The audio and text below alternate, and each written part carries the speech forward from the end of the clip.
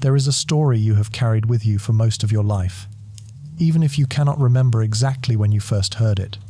It arrived the way the most durable stories always do, not through a single telling, but through accumulated repetition, through textbooks and films and offhand mentions in classrooms, until it settled into something that felt less like a fact you had learned, and more like something you had simply always known.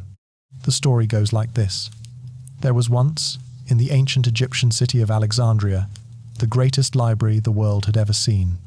It held the collected knowledge of civilizations, hundreds of thousands of scrolls containing everything that human minds had produced across centuries of observation, discovery, and thought. And then, in an act of catastrophic carelessness or deliberate destruction, it burned. The knowledge was lost, the ancient world went dark, and humanity spent the next 1,000 years stumbling through the ruins of what it once knew. That image, the burning building, the curling papyrus, the smoke rising over a harbour, is one of the most powerful in all of history. It carries within it an entire philosophy of loss, a warning about the fragility of everything we build, a reminder that civilization is always more precarious than it appears. Teachers have used it to explain the Dark Ages. Writers have used it to dramatize the stakes of ignorance. Philosophers have used it to argue that the past is not merely dead, but murdered. And there is something genuinely moving about it. Even now, even in an age when more information exists than any human mind could touch in 1,000 lifetimes, the image of those scrolls burning reaches into something primal. The thought of all that thinking, all that careful observation, all those ideas written down in the darkness of the ancient world, and now gone forever. It produces a specific kind of grief that is difficult to name, but very easy to feel. But here is the thing about that image. Close your eyes and picture it for a moment. The flames, the building, the scholars watching in horror, the smoke rising over the harbour.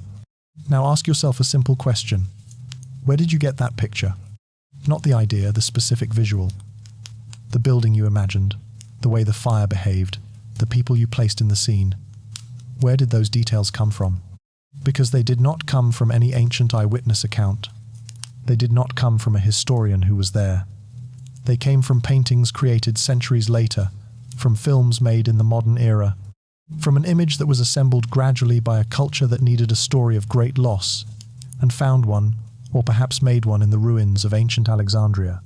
No ancient writer who lived through any of the events associated with the library's supposed destruction described what you just pictured. Not one of them wrote of a grand, singular building consumed in a single terrible night. The image you carry is not a memory of history. It is a myth, and like all the most powerful myths, it has survived precisely because it feels more true than the truth.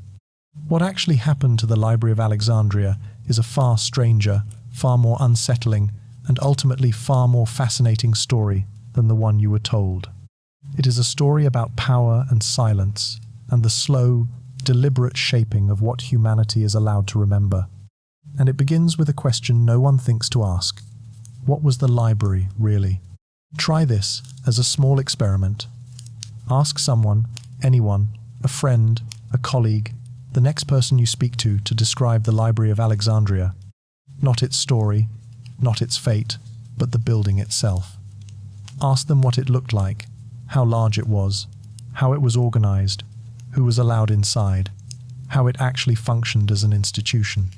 Most people will pause.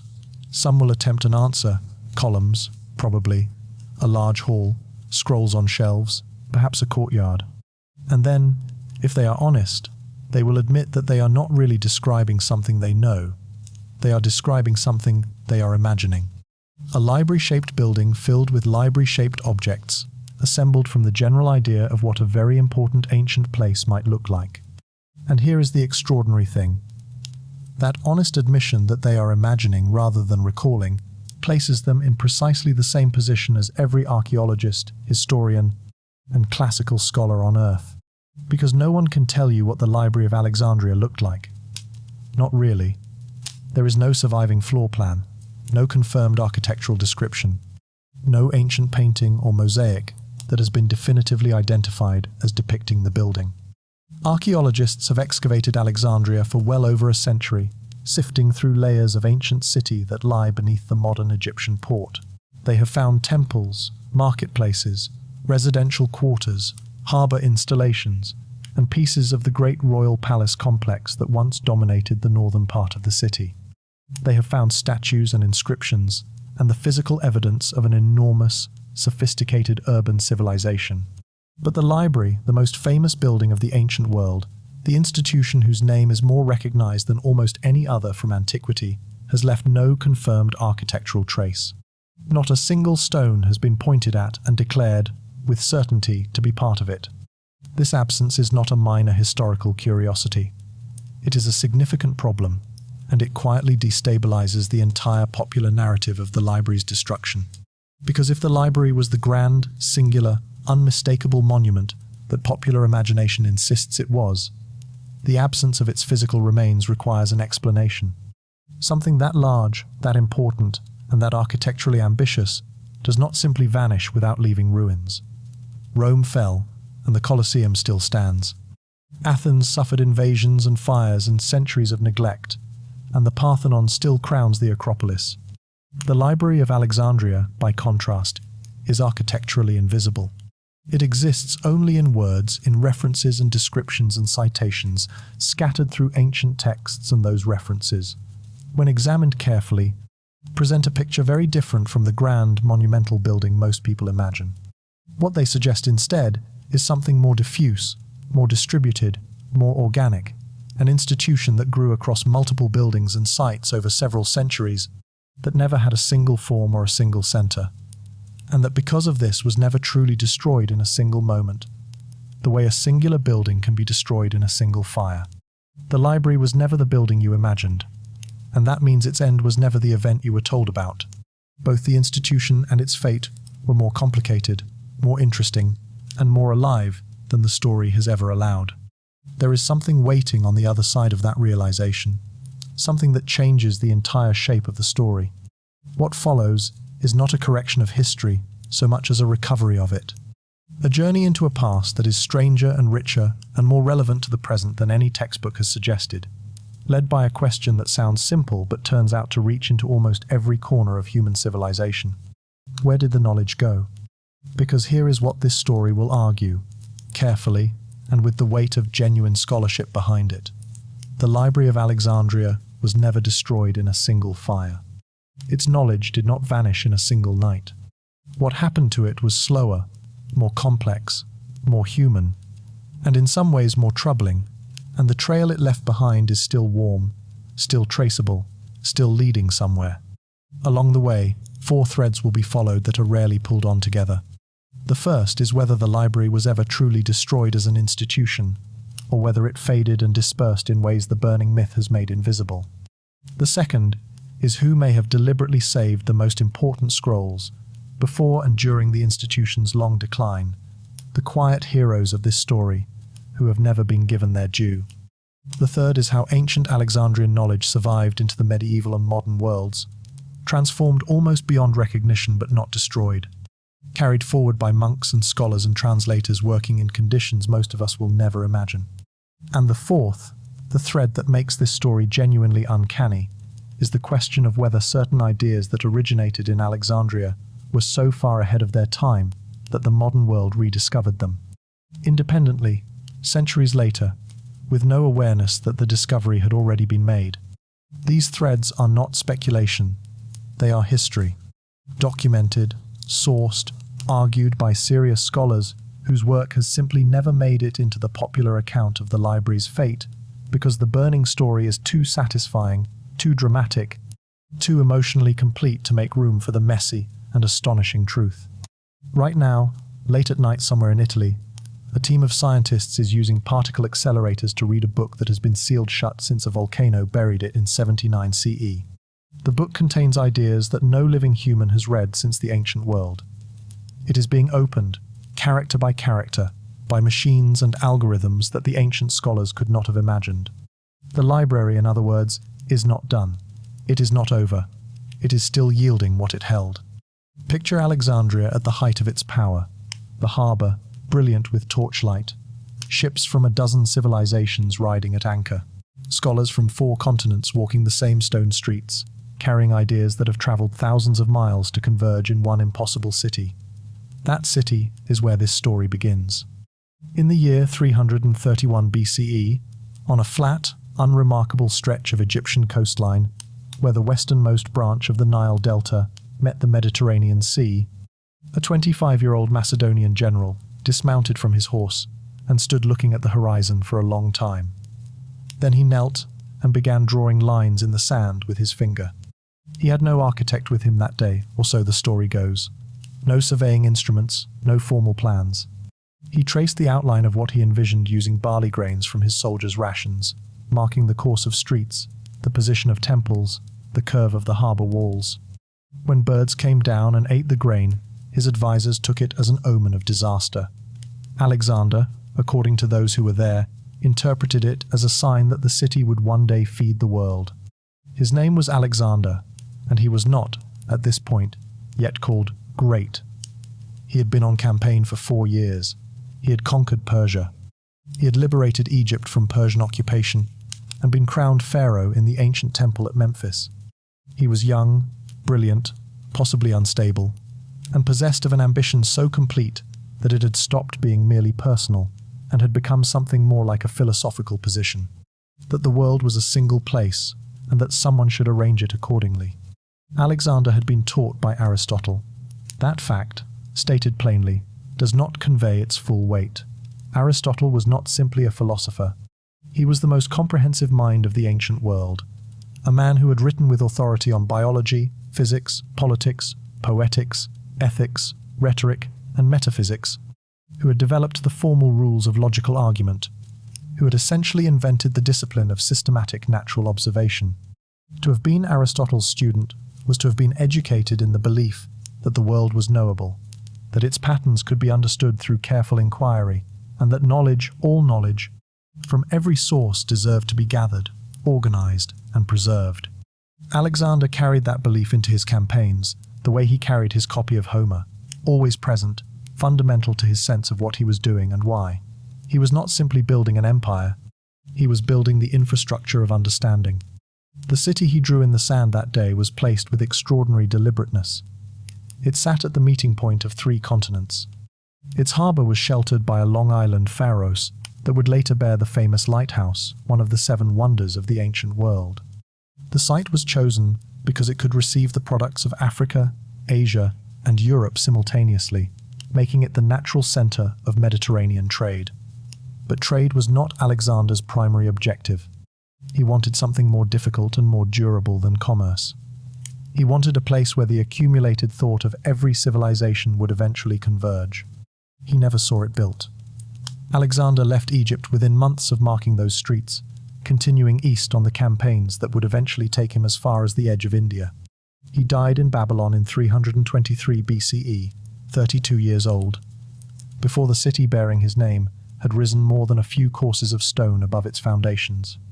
But he had left behind a general, a former bodyguard named Ptolemy, one of the most politically gifted men of his age, to govern Egypt. And Ptolemy, watching the city grow on that coastal plain, understood something that Alexander had only intuited. A place that held the world's knowledge would hold the world's power. He set about turning that intuition into an institution with a methodical, patient, and almost frightening ambition. He would create something no one had ever created before. Ptolemy I was not the most famous name to emerge from the generation of Alexander's generals. He lacked the glamour of Antigonus, the romance of Perdiccas, the military audacity of Seleucus. What he possessed instead was patience, the deep, unhurried patience of a man who understood that the most durable empires are not built on battlefields, they are built on legitimacy. And in the ancient world, nothing conferred legitimacy like the ownership of knowledge. He had watched Alexander carefully for years.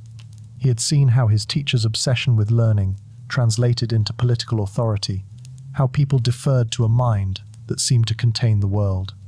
And when Ptolemy found himself master of Egypt, one of the wealthiest and most strategically positioned territories of the ancient world, he asked himself a question that no previous ruler had thought to ask. What would it mean to own not just land and armies, but the accumulated thought of every civilization that had ever existed? The library he created in Alexandria was not built in a single moment of inspiration. It grew across decades, through a series of deliberate decisions that collectively amounted to the most ambitious knowledge acquisition program in human history. And the mechanism at its center was as audacious as anything in the ancient world.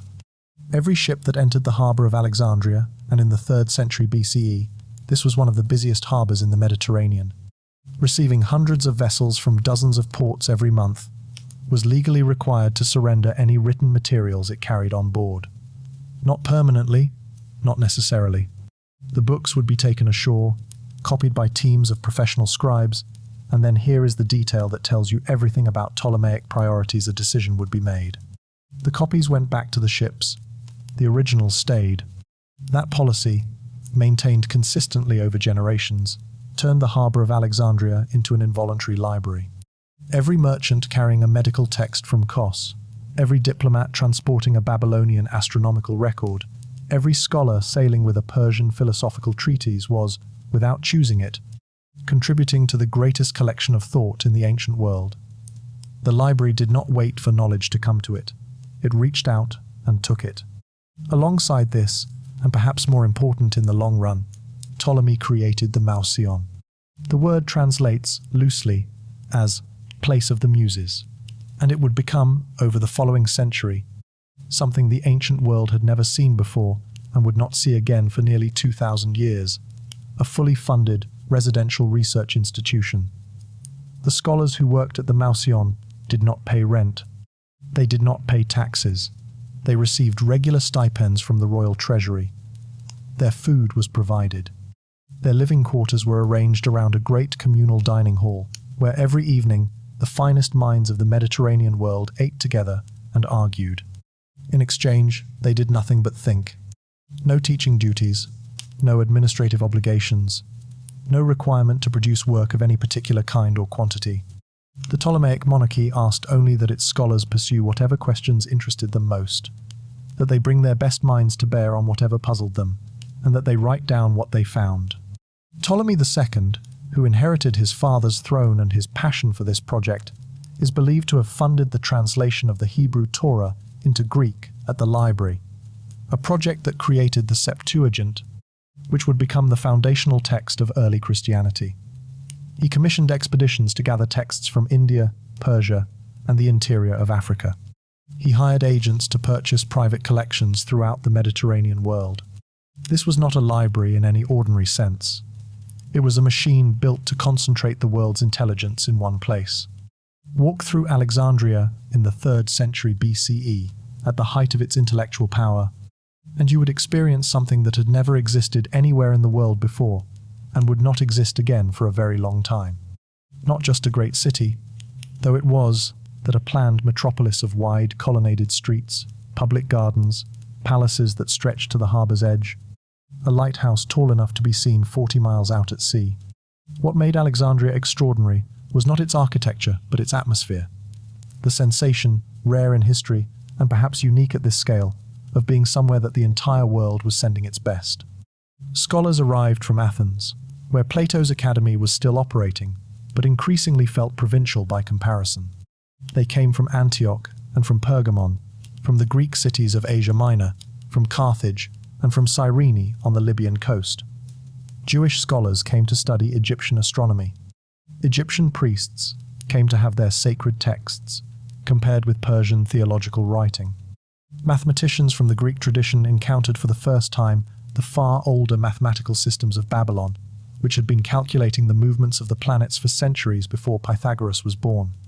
The consequences of these encounters were extraordinary, and several of them have shaped the world so completely that we no longer recognize them as Alexandrian in origin. Euclid formalized the principles of geometry here, not inventing them, but assembling and systematizing mathematical knowledge from multiple traditions into the form that students still study today. Eratosthenes, who served as the library's chief librarian, measured the circumference of the Earth by comparing the angle of shadows at 2 different points along the Nile on the same day. His answer was accurate to within a remarkably small margin of error.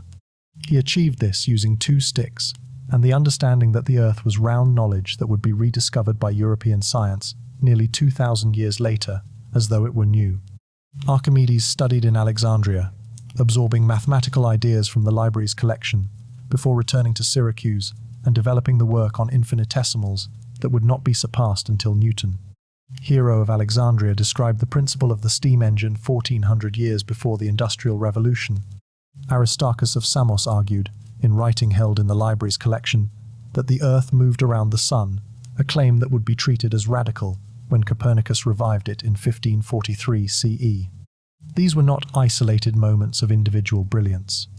They were the products of a specific environment, an environment designed to place brilliant minds in contact with knowledge from every tradition, to fund their work without constraint, and to make the collision of different intellectual systems not just possible, but inevitable. Alexandria was the first place in history where ideas from India, Egypt, Persia, Greece, and the Near East were all simultaneously available to the same scholars in translated forms, shelved in the same building, arguing with each other across the papyrus. What that environment created is impossible to fully enumerate, because so much of it did not survive. What we know is only what survived, and even that partial record is astonishing. But the question this story keeps circling, the question that gives everything else its weight, is this: where did the rest go?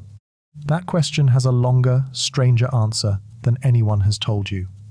And it begins, as most stories of great losses begin, with the first shadow falling across something extraordinary.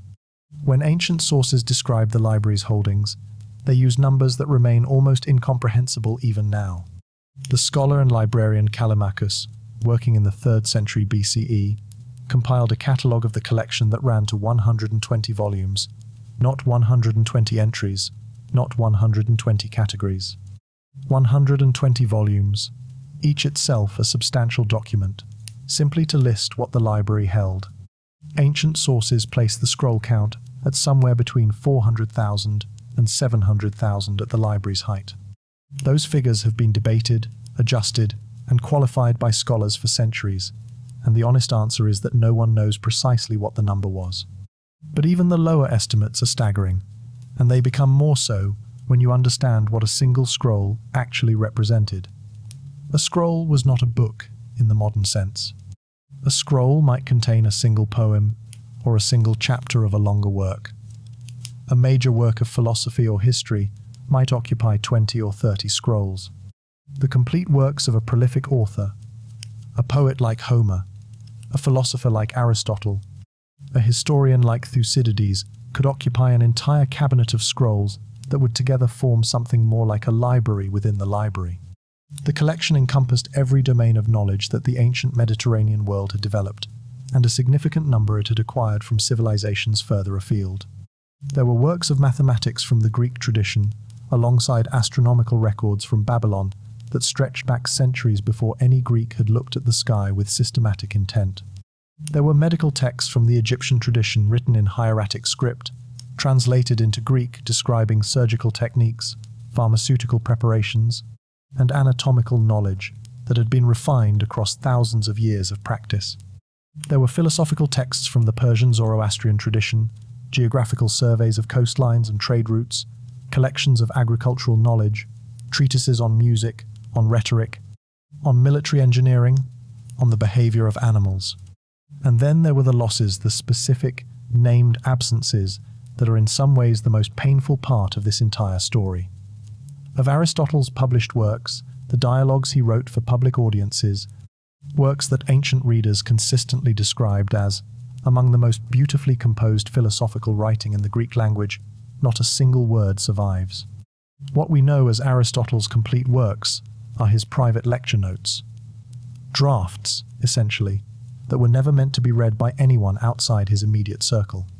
The polished, literary Aristotle, the writer whom Cicero called a river of gold, is gone.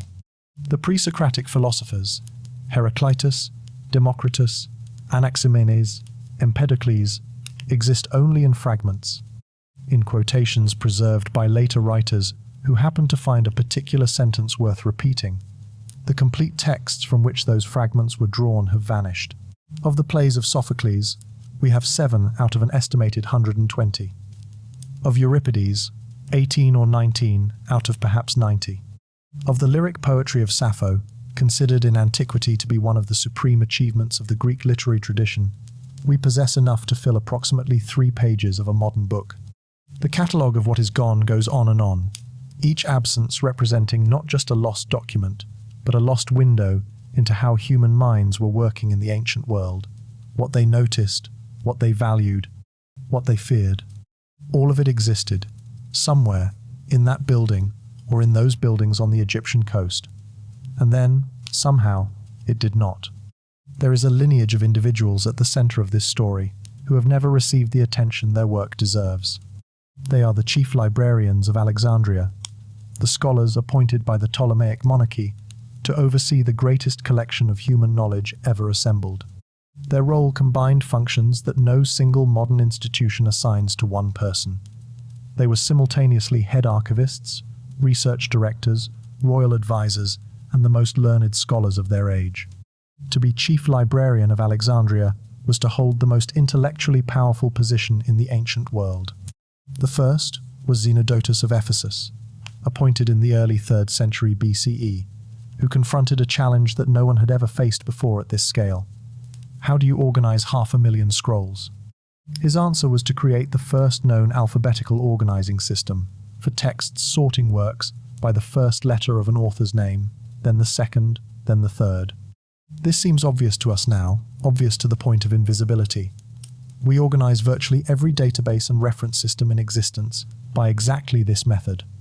But someone had to invent it, and Zenodotus did, in a library in ancient Egypt, solving a practical problem that had never existed before, because no one had ever assembled enough knowledge to need a solution. Callimachus followed, and where Zenodotus organized, Callimachus annotated. His Pinax, the Great Catalogue, was not merely a list, but a scholarly commentary. For each work, it recorded the author's name, birthplace, and biographical details, the work's title and opening line, and an assessment of whether the copy held in the library was genuine or a forgery. Callimachus essentially invented the annotated bibliography. He also, in doing so, invented a form of literary criticism, the practice of establishing whether a text is what it claims to be that scholars still practice today. Eratosthenes came later, and his tenure represents the library at perhaps its most glorious, a chief librarian who was simultaneously the leading mathematician, geographer, and astronomer of his age.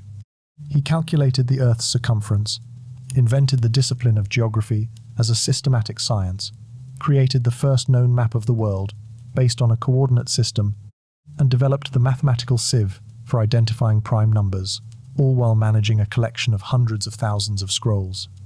But there is a detail about these librarians that the celebratory accounts tend to leave out. Several of them operated under explicit political constraints. The library was royal property. Its acquisitions, its translations, its scholarly output served Ptolemaic political interests. Callimachus, for all his brilliance, was writing poetry that glorified his royal patrons alongside his bibliographical work. Apollonius of Rhodes, another chief librarian, best known for his epic poem about the Argonauts, fell into what ancient sources describe as a bitter quarrel with Callimachus, and eventually fled to Rhodes under circumstances that suggest something more than a mere literary dispute. The library was never a purely free institution. It was always embedded in power. That embedding shaped what was collected, what was copied, what was translated, and what was quietly set aside. The history of what the library held is also, unavoidably, the history of what the Ptolemaic monarchy wanted it to hold.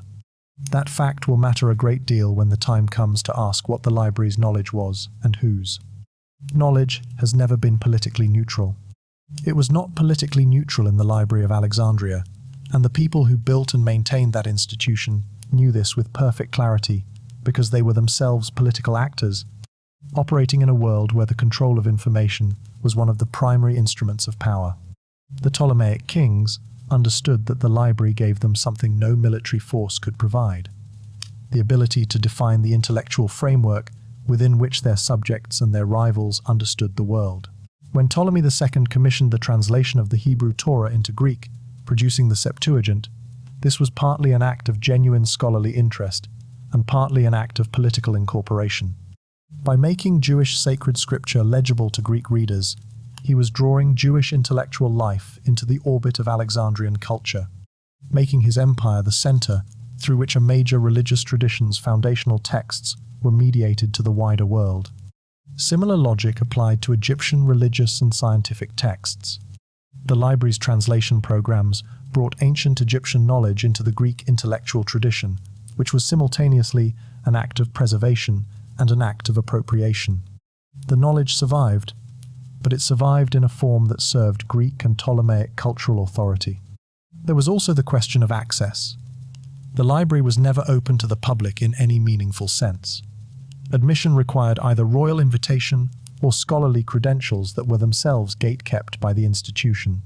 The vast majority of Alexandria's population, its Egyptian merchants, its Jewish craftspeople, its Greek laborers, the tens of thousands of people who built and maintained the city had no relationship with the library's contents whatsoever.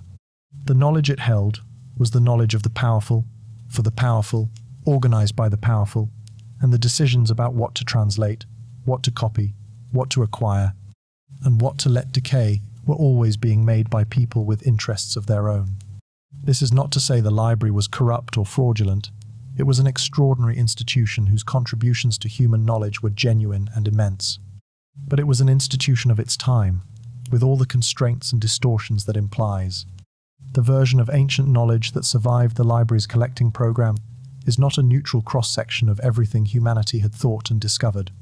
It is a politically curated selection, shaped by what the Ptolemaic monarchy valued, what the Greek scholarly tradition considered important, and what translated well enough into the dominant language of the institution to be worth the enormous labor of copying. Whatever was not valued, not translatable, or not politically convenient was less likely to be preserved. And this means that the losses from the library's eventual decline are not simply random. The knowledge that survived disproportionately reflects the priorities of the institutions that did the preserving. The knowledge that vanished disproportionately reflects the priorities of everyone those institutions ignored. That asymmetry is one of the most important and least discussed aspects of the library's legacy. It means that recovering what was lost is not just a matter of finding old scrolls. It is a matter of asking whose knowledge was never considered worth keeping in the first place. The library was already declining before any fire touched it, and the first signs of that decline had nothing to do with flames. History tends to present the Library of Alexandria as a monument that stood gleaming and magnificent until the moment it was destroyed. This is the architecture of catastrophe as narrative, the idea that great things exist in their fullness until something external and sudden takes them. It is a satisfying story structure. It is also, in this case, almost entirely wrong. The library did not begin its decline when Caesar's ships burned in the harbour, or when Christian mobs attacked the Serapeum, or when Arab armies entered the city.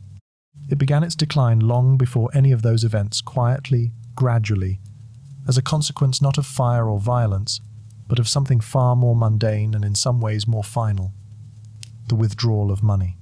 By the late 2nd century BCE, the Ptolemaic dynasty was in serious political trouble. The kingdom that had stretched from Egypt to the borders of India under Ptolemy III had contracted dramatically under the pressure of Roman expansion and a series of ruinously costly succession conflicts. The later Ptolemaic kings, a succession of figures who bear the same family names as their brilliant ancestors, but who possessed very little of their intellectual passion, progressively reduced royal support for the Mausoleum and its associated institutions. Stipends were cut, acquisitions slowed. The copying programs that had been duplicating the most important scrolls into multiple secure copies were reduced to a fraction of their former scale. Scholars who had come to Alexandria from across the Mediterranean began to leave.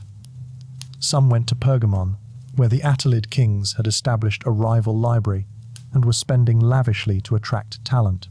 Some went to Rhodes, to Athens, to Rome, where wealthy patrons were increasingly collecting private libraries of their own. The great centripetal force that Alexandria had exerted on the intellectual world for nearly 2 centuries, the gravitational pull of the best collection, the most generous funding, the most stimulating scholarly community, began to weaken. When Julius Caesar arrived in Alexandria in 48 BCE, he was entering a city that was still magnificent, still wealthy, still culturally vibrant. But the Mausoleum he encountered was not the institution that had employed Euclid and Eratosthenes and Aristarchus. It was an older, less funded, less generously staffed version of that institution, still functioning, still holding an enormous collection, but no longer at the leading edge of Mediterranean intellectual life.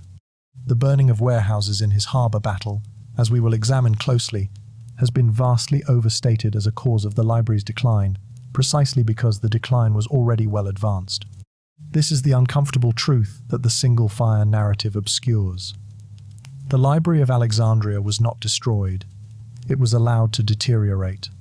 And the agents of that deterioration were not barbarians or religious fanatics or conquering armies. They were the ordinary processes of institutional neglect, political indifference, and the redirection of resources toward other priorities. Fires can be blamed, neglect cannot be dramatized. And so the fire became the story, and the slow silence became invisible. That silence had four faces. The first of them belonged to a Roman general standing at the edge of a burning harbour. And he was not, it turns out, standing where you thought. The year is 48 BCE, and Julius Caesar is in serious trouble.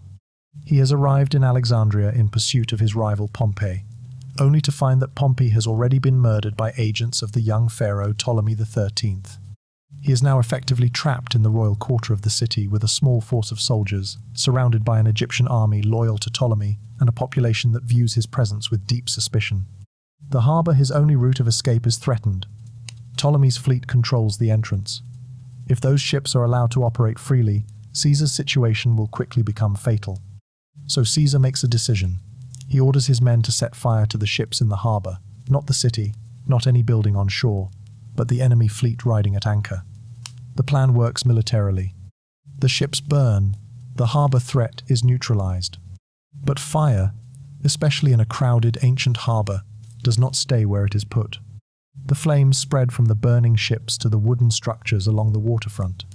The harbour district of ancient Alexandria was lined with warehouses, large commercial storage buildings that held the goods passing through the world's busiest port. Among those goods, in some of those warehouses, were scrolls. Not the main library collection, but commercial stocks of books, manuscripts held for sale or for shipment, part of the thriving ancient book trade that Alexandria hosted. Those scrolls burned. This is the historical event that has been inflated over 2,000 years of retelling into the destruction of the greatest library in the world. Look at what the primary sources actually record. Caesar himself wrote about the fire. He was an excellent historian of his own campaigns, and the Alexandrian campaign is extensively documented in texts, either by him or by his officers. He describes the harbour battle, the burning ships, the tactical situation. He does not mention the library. He does not describe books. He does not record a catastrophe of knowledge. The Greek geographer Strabo, writing within living memory of these events, visited Alexandria and described it at length. He found the Mouseion still operating. He described its facilities, its scholars, its communal dining hall. He did not describe a destroyed or emptied library. If Caesar had burned the Library of Alexandria as an institution, Strabo would have been standing in its ruins. He was not standing in ruins. He was standing in a functioning scholarly complex. The Roman philosopher Seneca, writing about a century after Caesar's fire, mentions 40,000 books being burned in Alexandria. Modern scholars reading his text carefully note that this number matches the kind of stock that a large commercial book warehouse would hold, not the collection of the library, which by all estimates was 10 times larger. The ancient testimony is remarkably consistent on this point, when read without the overlay of the myth. Something burned in the harbour. It was significant. It was not the library. What, then, was the library's fate? The honest answer is that it had not one ending but 4, and the second was the most human. 400 years after Caesar stood in the harbour watching his ships burn, Alexandria was a different city in a different world. The Roman Empire had embraced Christianity. The old pagan intellectual tradition, the philosophical schools, the priestly colleges, the Neoplatonic academies, was now not merely unfashionable but dangerous. The Emperor Theodosius had issued edicts requiring the closure of pagan temples and the suppression of non-Christian religious practice. And in Alexandria, a bishop named Theophilus saw in those edicts an opportunity. In 391 CE, Theophilus led a Christian mob to the Serapeum, the great temple of the god Serapis, which stood on a hill in the southwest quarter of the city, and which, by this point, housed what scholars believe was a secondary collection of books associated with the library, a repository, sometimes called the daughter library, established to extend the reach of the main collection into a different part of the city. The mob tore the temple down. The books, if they were there, did not survive. Early Christian sources describe this event with satisfaction as the rightful destruction of a center of pagan superstition. Pagan sources describe it with horror, as the erasure of a philosophical tradition. Both accounts agree on the basic fact: the Serapeum was destroyed and its contents were lost. 24 years later, in 415 CE, an event occurred that has become one of the most charged moments in the entire history of the library's decline. A woman named Hypatia was murdered in the streets of Alexandria. She was the daughter of Theon, the mathematician who had spent his life carefully editing and preserving the great scientific texts of the Alexandrian tradition. She had surpassed her father in both reputation and influence, teaching Neoplatonic philosophy and mathematics to students who came from across the Mediterranean, corresponding with leading figures of the Roman imperial administration, advising the city's governor. She was, by the accounts of those who knew her, brilliant, calm, and completely unfrightened by a world that had no established category for what she was. A mob associated with the followers of Bishop Cyril seized her as she travelled through the city. She was killed with roof tiles. Her body was burned. The sources are specific, and the details are not gentle. Her death is often framed as the final extinction of the Alexandrian intellectual tradition, the last scholar of the library, murdered on its behalf. This is slightly too neat. The tradition had been declining for decades before her death, and it continued in various forms for years afterward. But the symbolism is not entirely wrong. Something ended with Hypatia. A lineage of direct, unbroken scholarly practice that stretched back to the library's founding generations was severed in a city street, and the silence that followed was not an accident. Here is the complication that most accounts of this period leave out. Many of the monasteries that would go on to preserve ancient texts through the medieval period were being established at exactly the same time, in the same region, by the same Christian culture that was destroying the Serapeum. The story was never as simple as destruction. The third death of the Library of Alexandria is the most dramatic and the most thoroughly false. It arrives in the historical record wrapped in a story of such satisfying simplicity that it has survived 8 centuries of skeptical scholarship essentially intact, repeated in textbooks and popular histories and casual conversation, as though its credentials had never been questioned. It goes like this. In 642 CE, the Arab general Amr ibn al-As conquered Alexandria for the new Islamic Caliphate. Discovering a great library, he wrote to the Caliph Omar in Medina, asking what should be done with the books. Omar's reply divided the books into 2 categories. Those that agreed with the Quran were redundant, and those that disagreed were dangerous. Either way, he reportedly said, they should be used to heat the bathhouses of Alexandria. And so the scrolls were burned, fed to the fires that heated the public baths, consuming 6 months' worth of fuel before the last of them was gone. It is, as stories of great institutional destruction go, almost perfectly designed. It has a decisive moment, a clear villain, a memorable image, and a philosophically tidy logic. It is also, almost certainly, a story that was invented. The account appears nowhere in contemporaneous Arab or Byzantine sources, neither in the Arabic chronicles of the early Islamic period, nor in the Greek or Coptic records of Byzantine Alexandria. The first appearance of the story in any historical text comes in the writing of Bar Hebraeus, a 13th century Syrian Christian scholar, more than 600 years after the events it purports to describe. The story then spreads through Crusade-era historical writing with suspicious speed, appearing in texts that had obvious political motivations to portray Islamic civilization as an enemy of learning.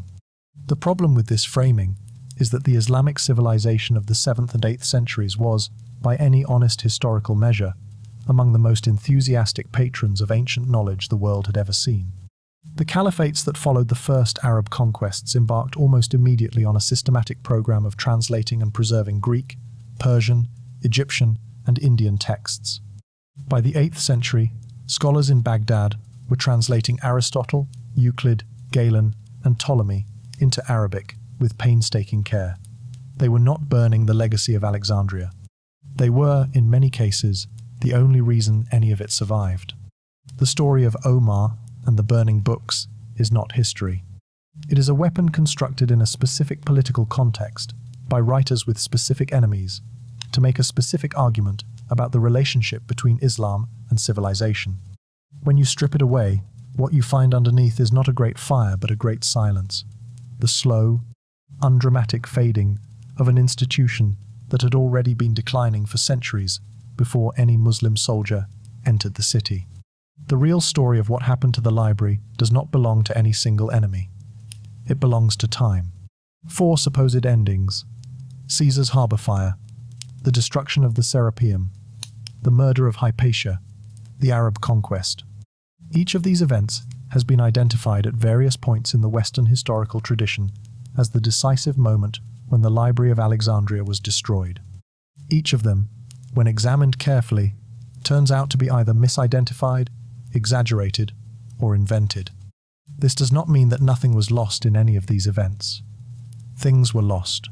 Scrolls burned in the harbour warehouses in 48 BCE. The Serapeum and its contents were destroyed in 391 CE. Hypatia died in 415 CE, and with her a particular form of the Alexandrian scholarly tradition died too. The Arab conquest reorganized the intellectual life of Egypt, shifting its center of gravity in ways that were irreversible. But none of these events was the library's death. They were moments in a much longer, much less dramatic process that would be almost impossible to dramatize because it consisted not of fires and riots and conquests, but of unfilled positions. Copied texts left in rooms that gradually stopped being maintained. Scholars who left for better-funded cities and were not replaced. Acquisition programs that slowed to a halt as the money dried up. A building or complex of buildings that was repurposed gradually, floor by floor and shelf by shelf, into something other than what it had been. The Library of Alexandria died the way that most institutions die, through neglect, through loss of purpose, through the withdrawal of the resources that made it what it was. The knowledge it held did not vanish in the flames of a single catastrophe. It dispersed outward, gradually, carried in the memories and the manuscript bags of scholars who left, translated into Arabic by scholars who cared, copied onto parchment by monks who may not have fully understood what they were preserving, but preserved it nonetheless. The image of the burning building is not just historically inaccurate, it actively misleads, because it implies a clean rupture, a before and after, a moment when everything changed.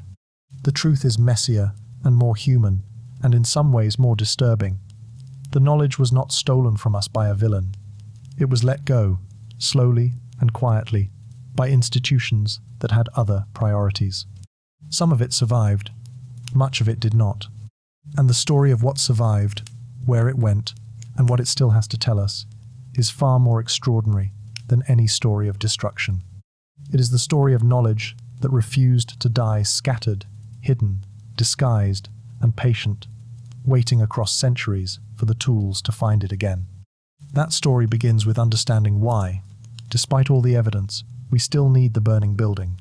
We need it. And why we do tells us something very unsettling about ourselves. There is a peculiar feature of human memory, not individual memory, but collective cultural memory, that scholars of myth and narrative have studied for generations without fully explaining it. When something complex and gradual ends, we almost always remember it as something sudden and dramatic. The Roman Empire did not fall in a day.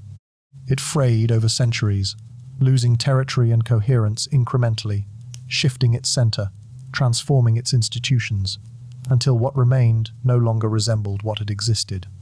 But in popular memory, it fell decisively, dramatically, in 476 CE, when a barbarian king deposed the last Western emperor. That date is useful. It is a peg on which to hang a story. And so it persists, even though historians have spent decades explaining why it is inadequate. The Library of Alexandria underwent precisely this mythologizing, and it underwent it more thoroughly than almost any other historical loss, because the library represented something so emotionally significant that the myth-making was not just convenient but necessary. The loss of the library had to be explained as a catastrophe, because acknowledging that it was allowed to decline, that the institutions of civilization simply stopped caring, gradually, about maintaining the greatest repository of human knowledge ever assembled, would have been an indictment too painful to hold. It is easier, psychologically and politically, to identify a villain. A fire can be blamed on a person or a group. Neglect cannot. Underfunding does not make for a satisfying story. Political indifference does not produce a clear moral. The burning building gives us what we need. A crime scene, a guilty party, a moment of outrage, followed by a sense of conclusion. Different cultures and periods have nominated different villains, and this tells us something important about what the library myth has actually been doing across the centuries it has been told. Julius Caesar was blamed by Roman writers, who needed to argue that Eastern decadence was incompatible with Roman civic virtue. Theophilus and the early Christians were blamed by Enlightenment thinkers, who needed to argue that religious authority was the enemy of intellectual progress. Caliph Omar was blamed by Crusade-era writers, who needed to portray Islamic civilization as barbaric. The villain shifts with the political needs of the era, while the burning building remains constant. This is not, to be clear, an argument that no knowledge was lost in Alexandria. Enormous quantities of knowledge were lost over a very long period, through a combination of deliberate destruction, accidental damage, institutional neglect, and the ordinary physical decay of organic material over centuries. The losses were real, and they were devastating. The question is not whether knowledge was lost, but how and why, and the accurate answer to that question, which involves centuries of gradual dispersal rather than a single catastrophic fire, produces a very different set of moral and historical conclusions. It does not exonerate any individual villain. It implicates a much larger cast of characters, including, frankly, every era and culture that failed to prioritize the preservation of ancient knowledge when it had the opportunity. The burning building myth is psychologically satisfying, because it places the responsibility for humanity's intellectual loss in the hands of someone else. The accurate story places at least some of it in ours, and it also crucially changes the question.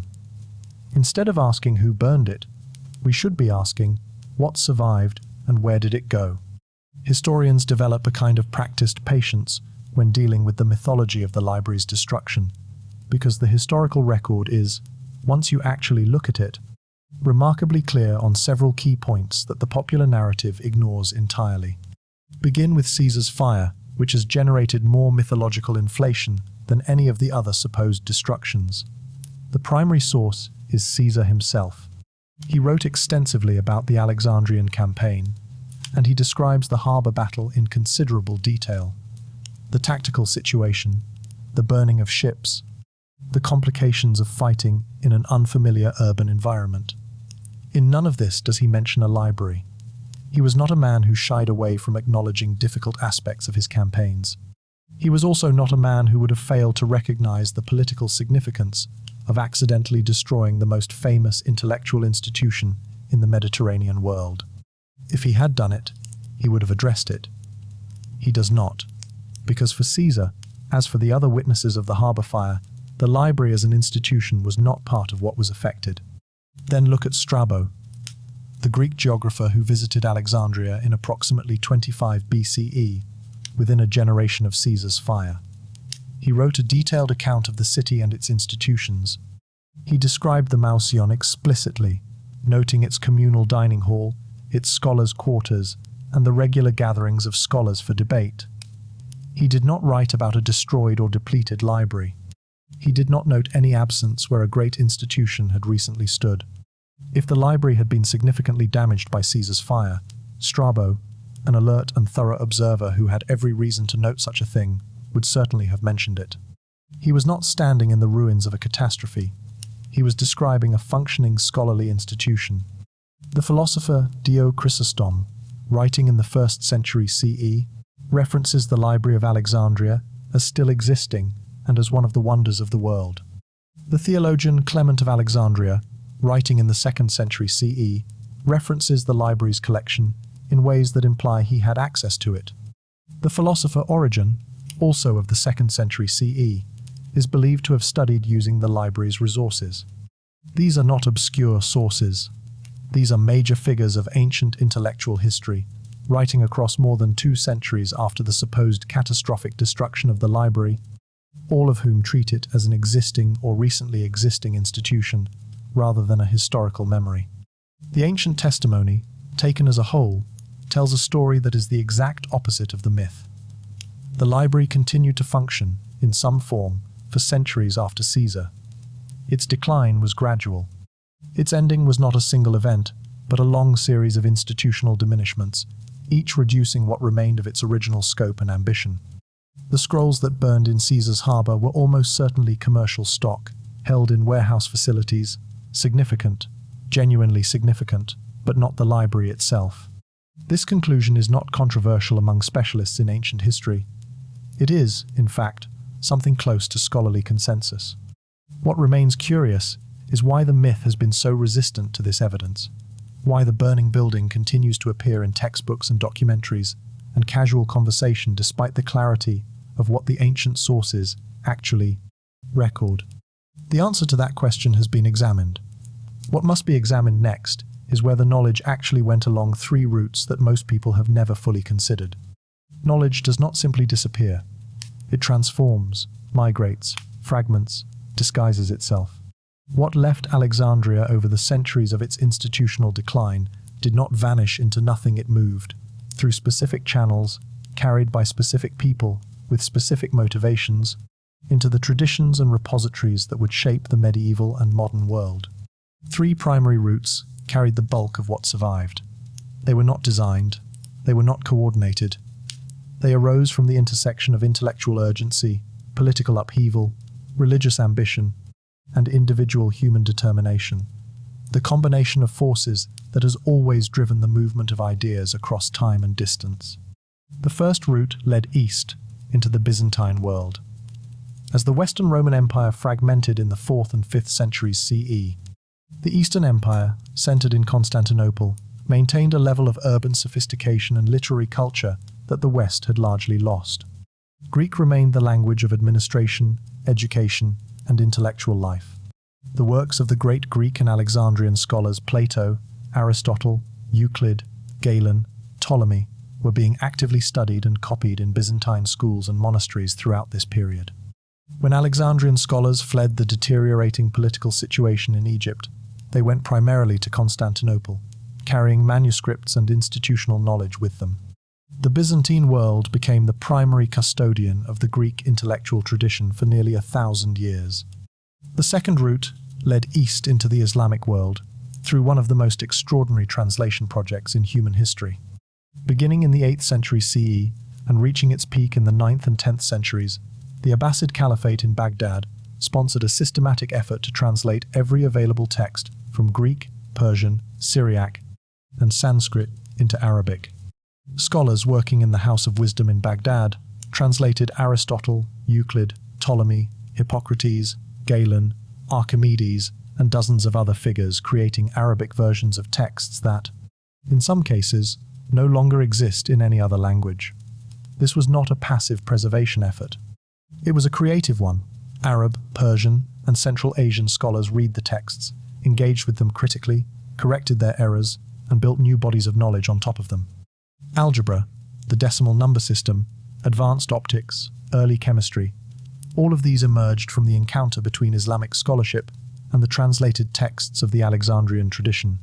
The third route was the most private, the most fragmented, and the most difficult to trace: the personal collections. Wealthy Romans, Greek merchants, Jewish scholars, and Egyptian priests had been accumulating private libraries for centuries. As Alexandria's institutions declined, texts moved into private hands, some purchased, some donated, some simply taken by scholars who understood that the institutional homes of this knowledge were failing. Some of these private collections eventually entered the holdings of monasteries and churches. Some were buried or concealed by owners who feared destruction. Some are still, in all likelihood, exactly where they were left. The three routes produced very different kinds of survival. The Byzantine route produced accurate, high-quality copies of the most prestigious Greek texts. The Islamic route produced Arabic translations that sometimes included texts that no longer exist in Greek. The private route produced a scattered, unpredictable residue of ancient knowledge that surfaces occasionally in unexpected places, like a spring emerging in dry ground. What survived along each of these routes, and how, is the next part of this story. Here is something that is almost too strange to say plainly. The false story of Alexandria's destruction may have saved more ancient knowledge than it cost. This is not a comfortable idea, and it requires some unpacking. The myth of the burning library, the image of knowledge destroyed in a single catastrophic fire, entered the cultural memory of the Western world in a form that was genuinely frightening. It became a ghost story about the fragility of civilization, a warning about how quickly everything humanity had built and learned and recorded could be reduced to ash. And ghost stories, when they work, change behavior. The scholars and monks and translators who worked through the medieval period to copy ancient texts were, many of them, explicitly motivated by the knowledge that texts could be lost. The great monastic copying programs of Ireland, England, and the European continent, the scriptoria, where monks spent years laboriously copying classical manuscripts, were driven in part by a cultural anxiety about preservation that the Alexandrian catastrophe narrative had helped to create. When Cassiodorus in the 6th century CE established his monastery at Vivarium and filled it with ancient texts for his monks to copy, he was acting on a principle that the burning of Alexandria had helped to establish, that the work of preservation was urgent, that it could not be left to later generations, that the moment of copying was always also the moment of potential last resort. The Islamic translation movement drew on similar urgency. The scholars of the House of Wisdom were not merely curious about Greek learning. They were acting on a conviction, reinforced by the Alexandrian narrative, that knowledge was finite, fragile, and potentially losable. The systematic nature of the Baghdad translation project reflects this urgency. The goal was not to pick and choose the most immediately useful texts, but to translate everything available, because anything not translated now might not be available to translate later. Even the Renaissance, that great flowering of Western European engagement with ancient knowledge, was fueled in part by a specifically Alexandrian anxiety.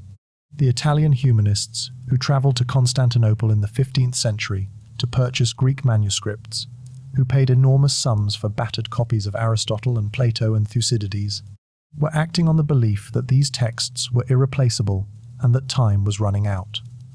When Constantinople fell to the Ottomans in 1453, and Greek scholars fled to Italy carrying their libraries, the Italian academies received them with an urgency that was inseparable from the cultural memory of what had happened in Alexandria.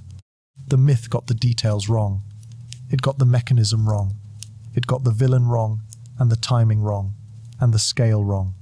But in getting all of this wrong, it produced a cultural reflex, a deep, persistent anxiety about the vulnerability of knowledge that drove preservation efforts across 1,000 years of human history. Sometimes a false story creates true consequences. Sometimes the ghost is more useful than the reality it misrepresents. This is one of those times. And now, with the myth understood for what it is, the real story can finally be told in full. In the 5th century CE, if you wanted to find a city where the works of Plato were still being actively taught, where Euclid's geometry was still the foundation of mathematical education, where scholars still argued in Greek about the nature of the cosmos and the proper ordering of a philosophical life, you would not find it in Rome. You would not find it in Athens, where the philosophical schools were struggling under increasing political pressure. You would not find it in Alexandria, where the scholarly tradition was in its final generations of vitality.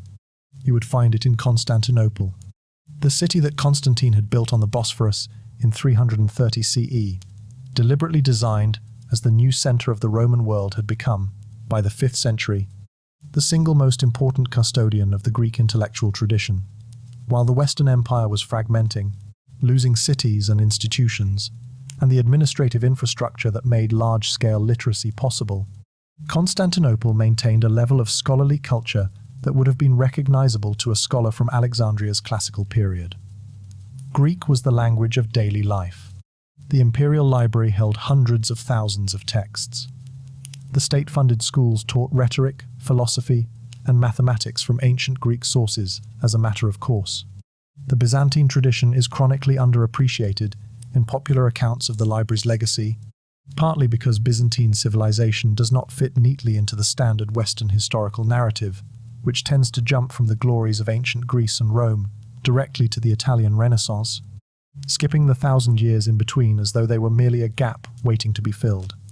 They were not a gap, they were a bridge. And for 1,000 years, that bridge carried the intellectual cargo of Alexandria on its back. The scholars who fled Alexandria during the decline of its institutions, Neoplatonists, mathematicians, astronomers. Physicians went primarily to Constantinople and to the intellectual communities it supported. Theon of Alexandria, the father of Hypatia, produced careful new editions of Euclid and Ptolemy that entered the Byzantine scholarly tradition and became the standard texts through which those works were transmitted to later centuries. His editions survive. Without them, the versions of Euclid and Ptolemy we possess today would be significantly less reliable. The Neoplatonic philosophical school, which had been one of the most vital intellectual traditions of late antique Alexandria, relocated to Athens and then to Constantinople under political pressure, carrying with it not just a philosophical tradition but a set of texts that the school used and taught.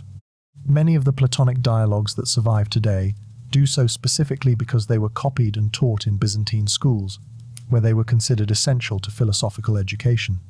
The great rupture in this tradition came in 1453 CE, when Ottoman forces under Sultan Mehmed II took Constantinople after a siege of several weeks. The event was catastrophic for the Byzantine state, but for the survival of ancient knowledge, it had an unintended consequence of historic significance.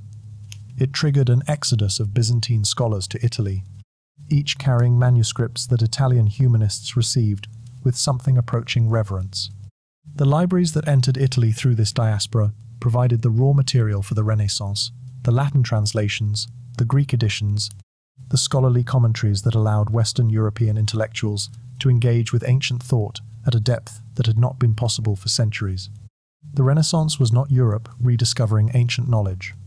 It was Europe receiving ancient knowledge that had been held in Byzantine safekeeping for 1,000 years. Knowledge whose origins lay, in very large measure, in the library on the Egyptian coast. Baghdad, in the 9th century CE, was the largest city in the world. Its population has been estimated at over 1 million people, at a time when the largest cities of Western Europe had populations in the tens of thousands. Its markets traded in goods from China, India, East Africa, and the Mediterranean. Its political administration was sophisticated enough to govern a territory stretching from Spain to the borders of Central Asia. And at its center, physically and intellectually, stood an institution called Beit al-Hikmah, the House of Wisdom. The name is not quite accurate to what it was. It was not simply a library, though it held one of the largest collections in the world. It was not simply a translation bureau, though it employed more translators than any institution in history. It was something more like the Custodians of Alexandria, reconstituted in a new language and a new cultural context.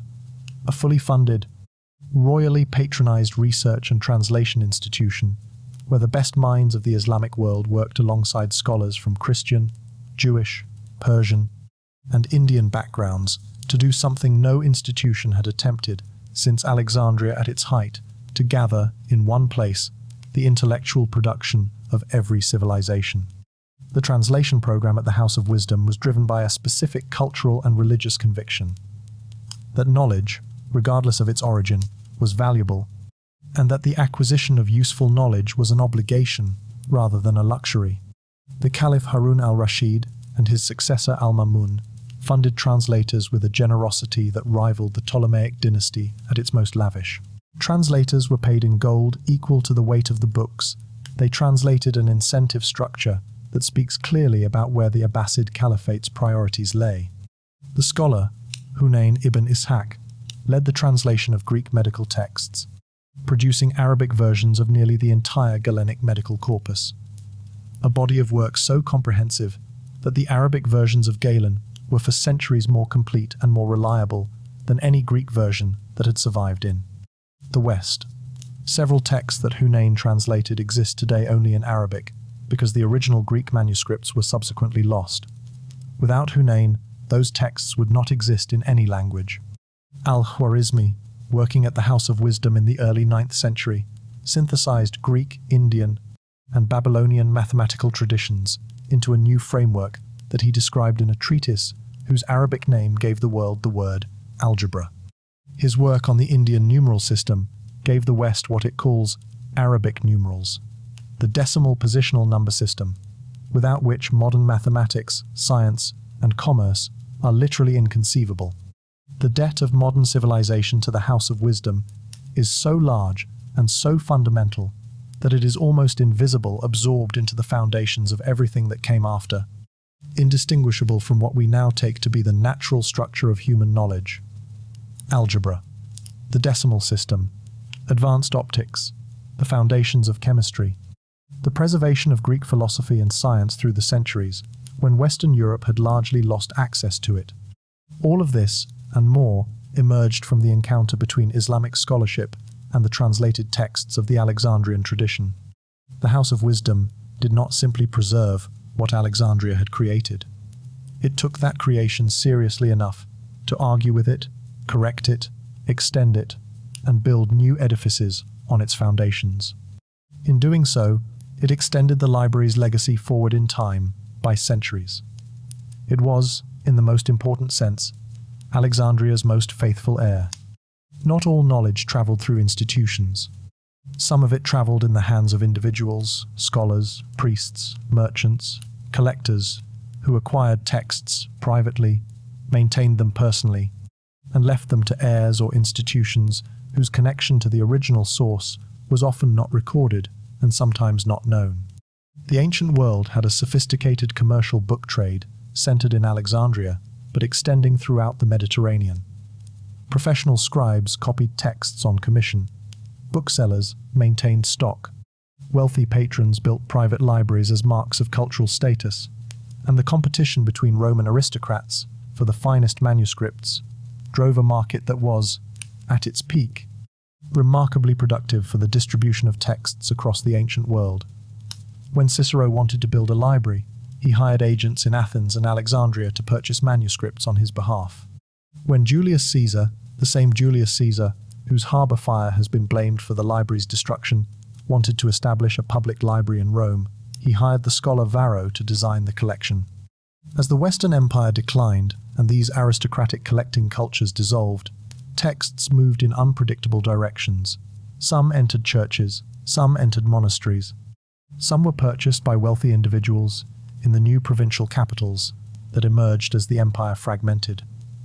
Some were buried or sealed in locations chosen for their stability: stone chambers, desert caves, sealed rooms in abandoned buildings by owners who recognized that their collections were in danger and took whatever measures they could to protect them. The most dramatic proof that this kind of private preservation actually worked sits under the ancient city of Herculaneum, buried by Vesuvius in 79 CE.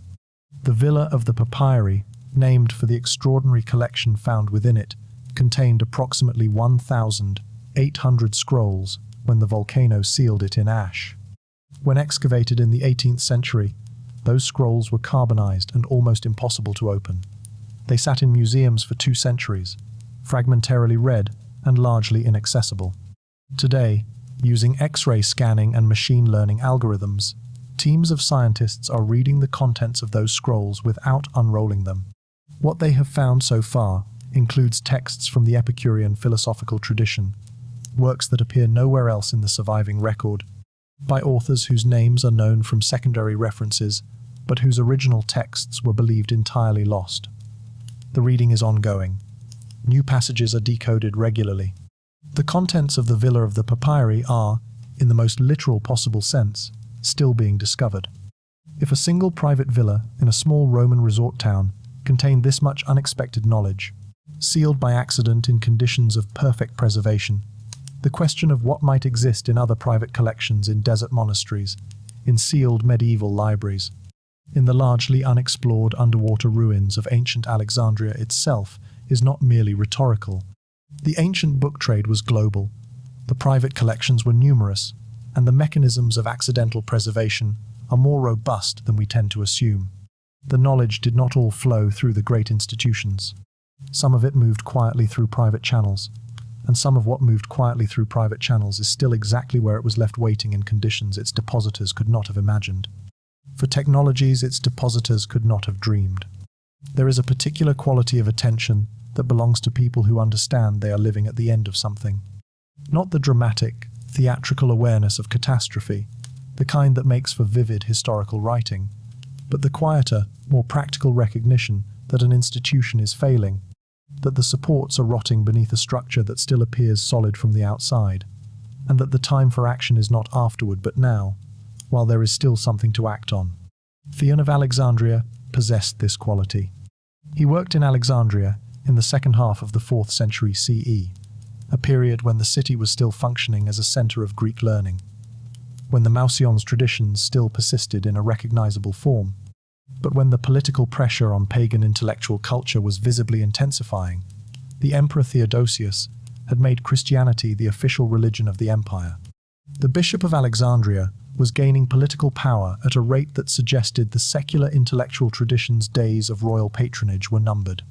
Scholars were leaving for Constantinople and for the provincial cities of the Eastern Empire, seeking environments where Neoplatonic philosophy and pagan mathematics were less politically fraught. Theon did not leave. Instead, he worked with a focus and an intensity that, in retrospect, looks very much like a man who understood the window was closing. What he did was to produce new, carefully edited editions of the most important scientific texts in the Alexandrian tradition: Euclid's Elements, Ptolemy's Almagest, and Handy Tables. These were not casual copies. They were scholarly editions texts that Theon had compared against multiple existing manuscripts, corrected for scribal errors, annotated with explanatory commentary, and organized for use as pedagogical tools. He identified himself in these editions explicitly as the editor, noting which changes were his and why. This was a sophisticated scholarly practice that presupposed a readership capable of evaluating his editorial decisions, and more importantly, it was a preservation strategy of remarkable effectiveness. The versions of Euclid's Elements and Ptolemy's Almagest that were transmitted through the Byzantine world and eventually into the medieval West were, with very few exceptions, Theon's editions. The texts that shaped European mathematics and astronomy for over 1,000 years were the texts that Theon had prepared in Alexandria in the late 4th century, during the last decades before the city's intellectual tradition was effectively ended by the events of 391 and 415 CE. Consider the implications of this. A scholar working at the edge of an institution's collapse, perhaps with a clear sense that he was among the last of his kind in that place, produced carefully edited texts of the works he considered most important, and those texts, transmitted through multiple copying generations across a millennium, became the versions that the Renaissance read, the versions that shaped the mathematics of Copernicus and Galileo, the versions through which the Alexandrian tradition most directly entered the modern world. Theon's daughter, Hypatia. We continued this work after his death, not only in philosophy and mathematics, but in a broader sense of modeling what it looked like to hold the Alexandrian intellectual tradition alive under political pressure. Her students went to Constantinople, to Cyrene, to other cities of the Eastern Mediterranean, carrying what they had learned and the texts that had shaped their learning. None of this was coordinated. There was no preservation conspiracy, no secret society of scholars dedicating themselves to saving the library's legacy. What there was, instead, was the distributed, individual human impulse to protect what matters, to make copies of the texts you love, to teach the things you know, to send what you have learned into the world in as many directions as possible before the conditions that made learning possible disappear. This impulse is not strategic, it is human, and it operated across the entire period of the library's decline in dozens of individuals whose names are now mostly unknown, with consequences that shaped the intellectual history of the world. There is an irony at the center of the story of how ancient knowledge survived the early medieval period, and it is an irony so complete that it approaches the absurd. The institutions most responsible for preserving the intellectual legacy of pagan antiquity, the texts of Plato and Aristotle, the mathematics of Euclid, the medicine of Galen, the astronomy of Ptolemy were, in very many cases, Christian monasteries. The same cultural movement that had destroyed the Serapeum and murdered Hypatia and systematically closed the pagan philosophical schools was, simultaneously and sometimes in the same institutions, laboriously copying and preserving the texts that those schools had produced. This was not hypocrisy. Exactly. It was a more complicated relationship between faith and learning than the simple narrative of Christianity destroying ancient knowledge allows. Early Christian theology was built, substantially, on the Greek philosophical tradition. Augustine of Hippo, one of the most influential theologians in the history of Christianity, was a Neoplatonist before he was a Christian, and his theological framework was deeply shaped by Plotinus and by the Platonic tradition he had absorbed from late antique Alexandrian philosophy. Jerome, who translated the Bible into Latin, was a trained classical rhetorician who quoted Cicero and Virgil alongside Scripture. Early Christian theology and Alexandrian pagan philosophy were not enemies. They were, in many cases, the same people arguing with each other across a theological divide. The monastic copying programs that preserved ancient texts through the 5th to 10th centuries CE were therefore operating with a specific selection logic. Texts that were useful for theological argument, for understanding the natural world in ways compatible with Christian cosmology, for training priests in rhetoric and logic, these were copied. Texts that were purely pagan in their religious implications, or that offered cosmological frameworks incompatible with Christian theology, were less likely to survive. This is the survival bias operating at institutional scale. What survived was partly an accident and partly a choice. In 1998, an art historian examining a prayer book held in a private collection noticed something unusual about the parchment. The pages appeared to have been scraped and reused, a common enough medieval practice, since parchment was expensive. But the traces of the original writing beneath the prayers were faint and strange, written in a different hand and a different format from what sat above them. The book was submitted for scientific examination. Under multispectral imaging, the original text emerged. It was by Archimedes.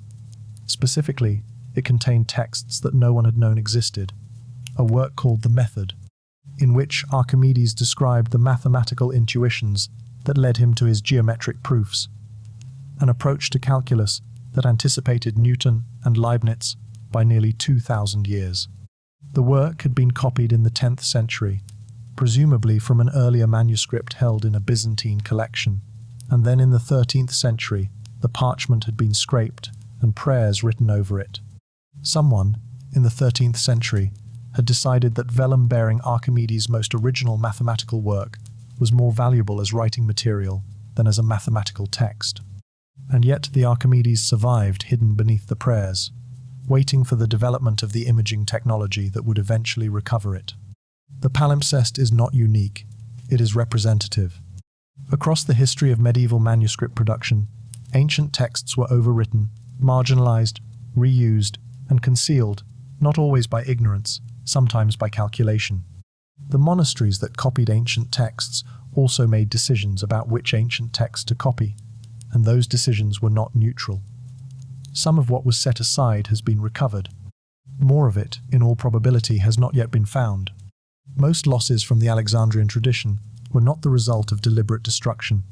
They were the result of neglect, of inadequate copying resources, of the ordinary entropy of organic material over centuries, and of the institutional filtering effects discussed in the previous section.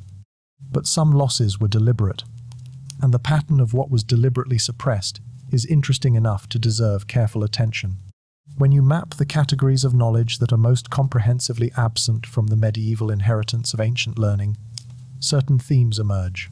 The ancient Alexandrians practiced human dissection. Herophilus and Erasistratus, in the 3rd century BCE, conducted systematic anatomical investigations on both cadavers and, according to some sources, living subjects, producing a body of empirical medical knowledge that would not be equaled until the Renaissance's return to dissection-based anatomy. This tradition did not survive in the form it existed in Alexandria. The medieval world received a highly theoretical, humoral version of ancient medicine primarily through Galen, who himself had largely abandoned dissection that was significantly less empirically grounded than what the Alexandrian physicians had actually practiced. The reasons for this are not mysterious.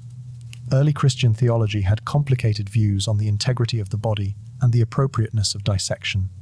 The institutional traditions that preserved medical knowledge were ecclesiastical institutions with ecclesiastical priorities.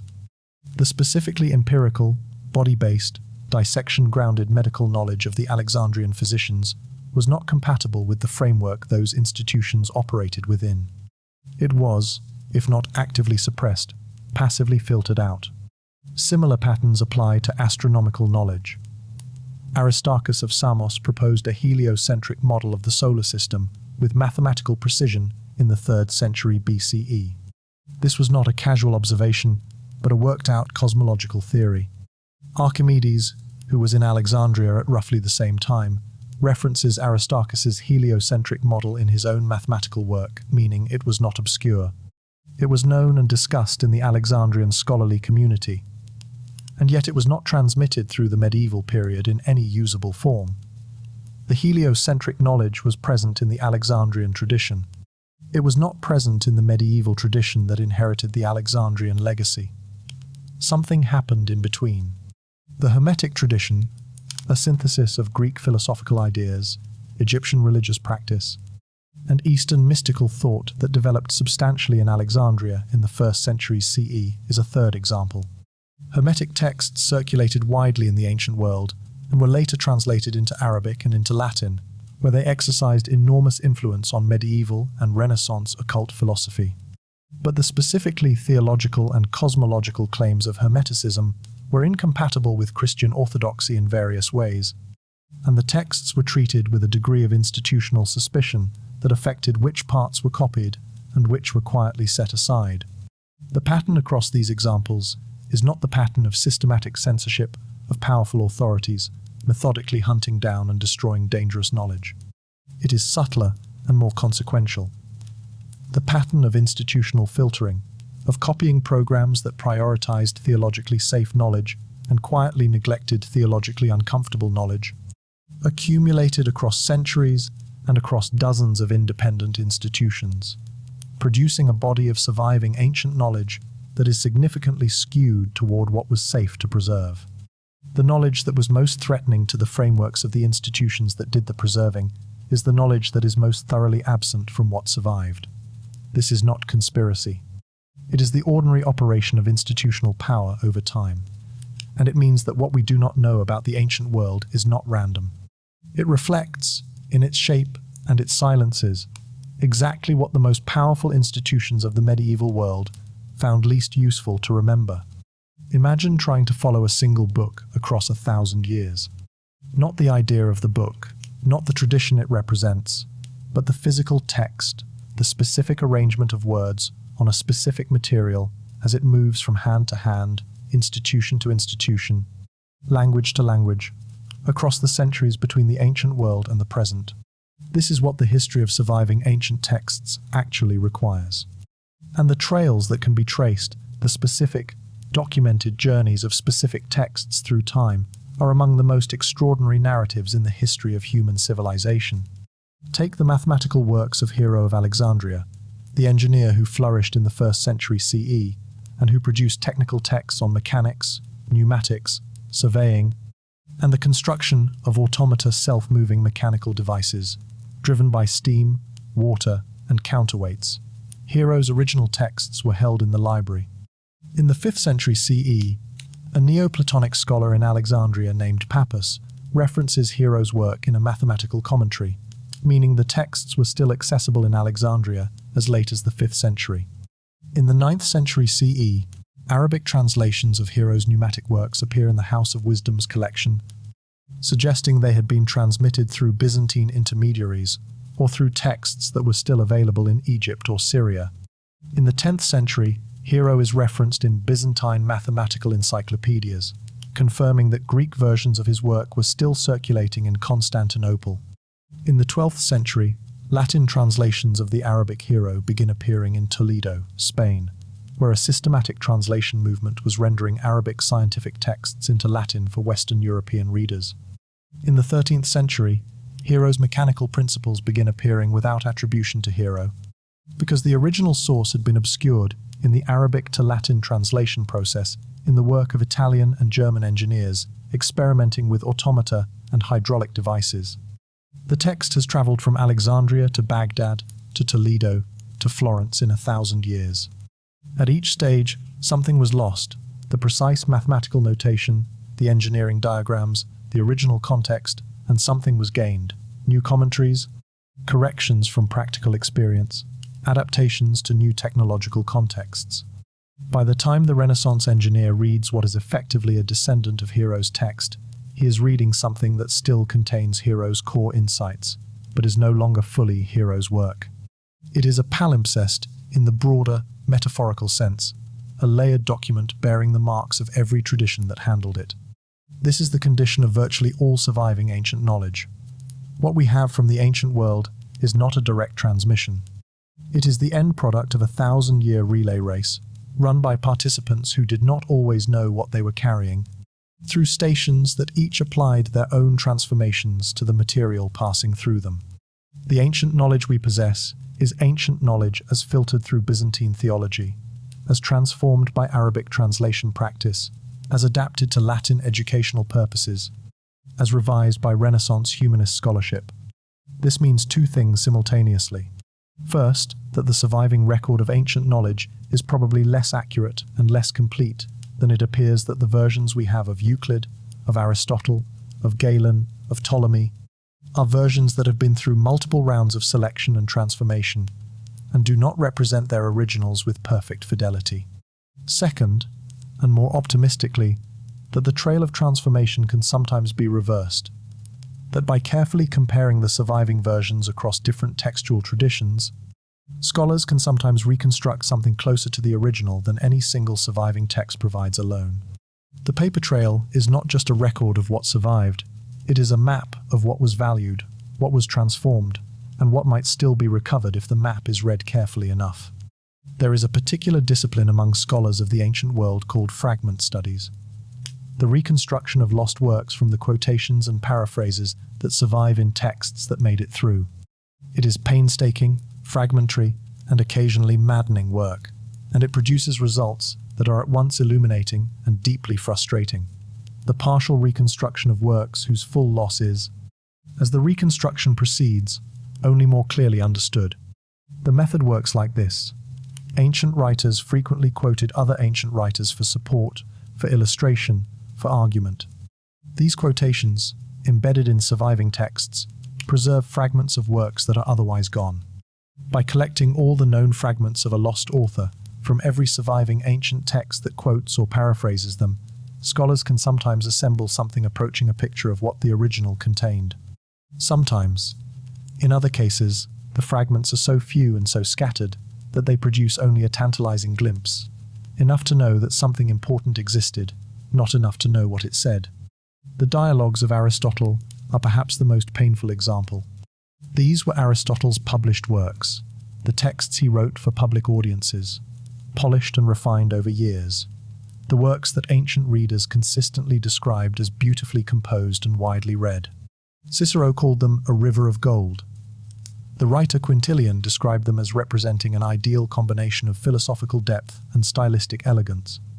Every indication from the ancient sources suggests they were among the most widely read and most admired texts of the classical world. Not a single word survives. The Aristotle we have, the Aristotle of the Nicomachean Ethics, the Politics, the Metaphysics, the Physics, is not the Aristotle that ancient readers read. It is the private lecture notes that Aristotle's students compiled. Rough outlines of his courses, never intended for publication, eventually edited and transmitted as his complete works, because everything else was gone. We are reading the drafts that Aristotle threw away, because the texts he finished and polished have vanished entirely. The pre-Socratic philosophers present a similar case, magnified. Heraclitus of Ephesus is known from antiquity as one of the most profound philosophical minds of the Greek world. What survives of his work are approximately 130 fragments, many of them single sentences, preserved in the texts of later writers who found particular phrases worth quoting. These fragments are extraordinary, dense, paradoxical, compressed with meaning in a way that has fascinated philosophers from Plato to Heidegger. and they are roughly 5% of the total work Heraclitus produced, based on estimates of what his complete output would have contained. The other 95% is gone. Democritus of Abdera, who developed the atomic theory of matter in the 5th century BCE. The idea that all matter consists of indivisible particles moving through empty space was described by ancient sources as the most prolific philosopher of the controwned Greek world. He wrote on mathematics, physics, biology, music, language, and ethics. More than 60 titles are known, not one of them survives in complete form.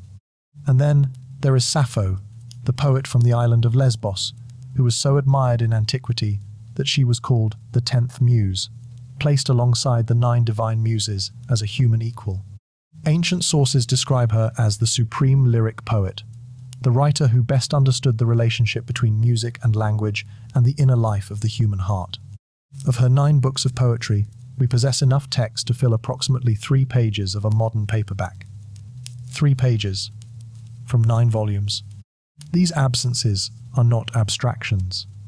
Each one represents a specific, named, documented, creative, and intellectual achievement that existed, was read and admired and built upon, and then was allowed to disappear. They are the shape of what the library held and the world did not save. The history of unexpected manuscript discovery is long enough and consistent enough that treating further discovery as impossible requires a specific kind of willed pessimism that the evidence does not support. The Dead Sea Scrolls were found in 1947 by a Bedouin shepherd boy who threw a stone into a cave and heard pottery breaking.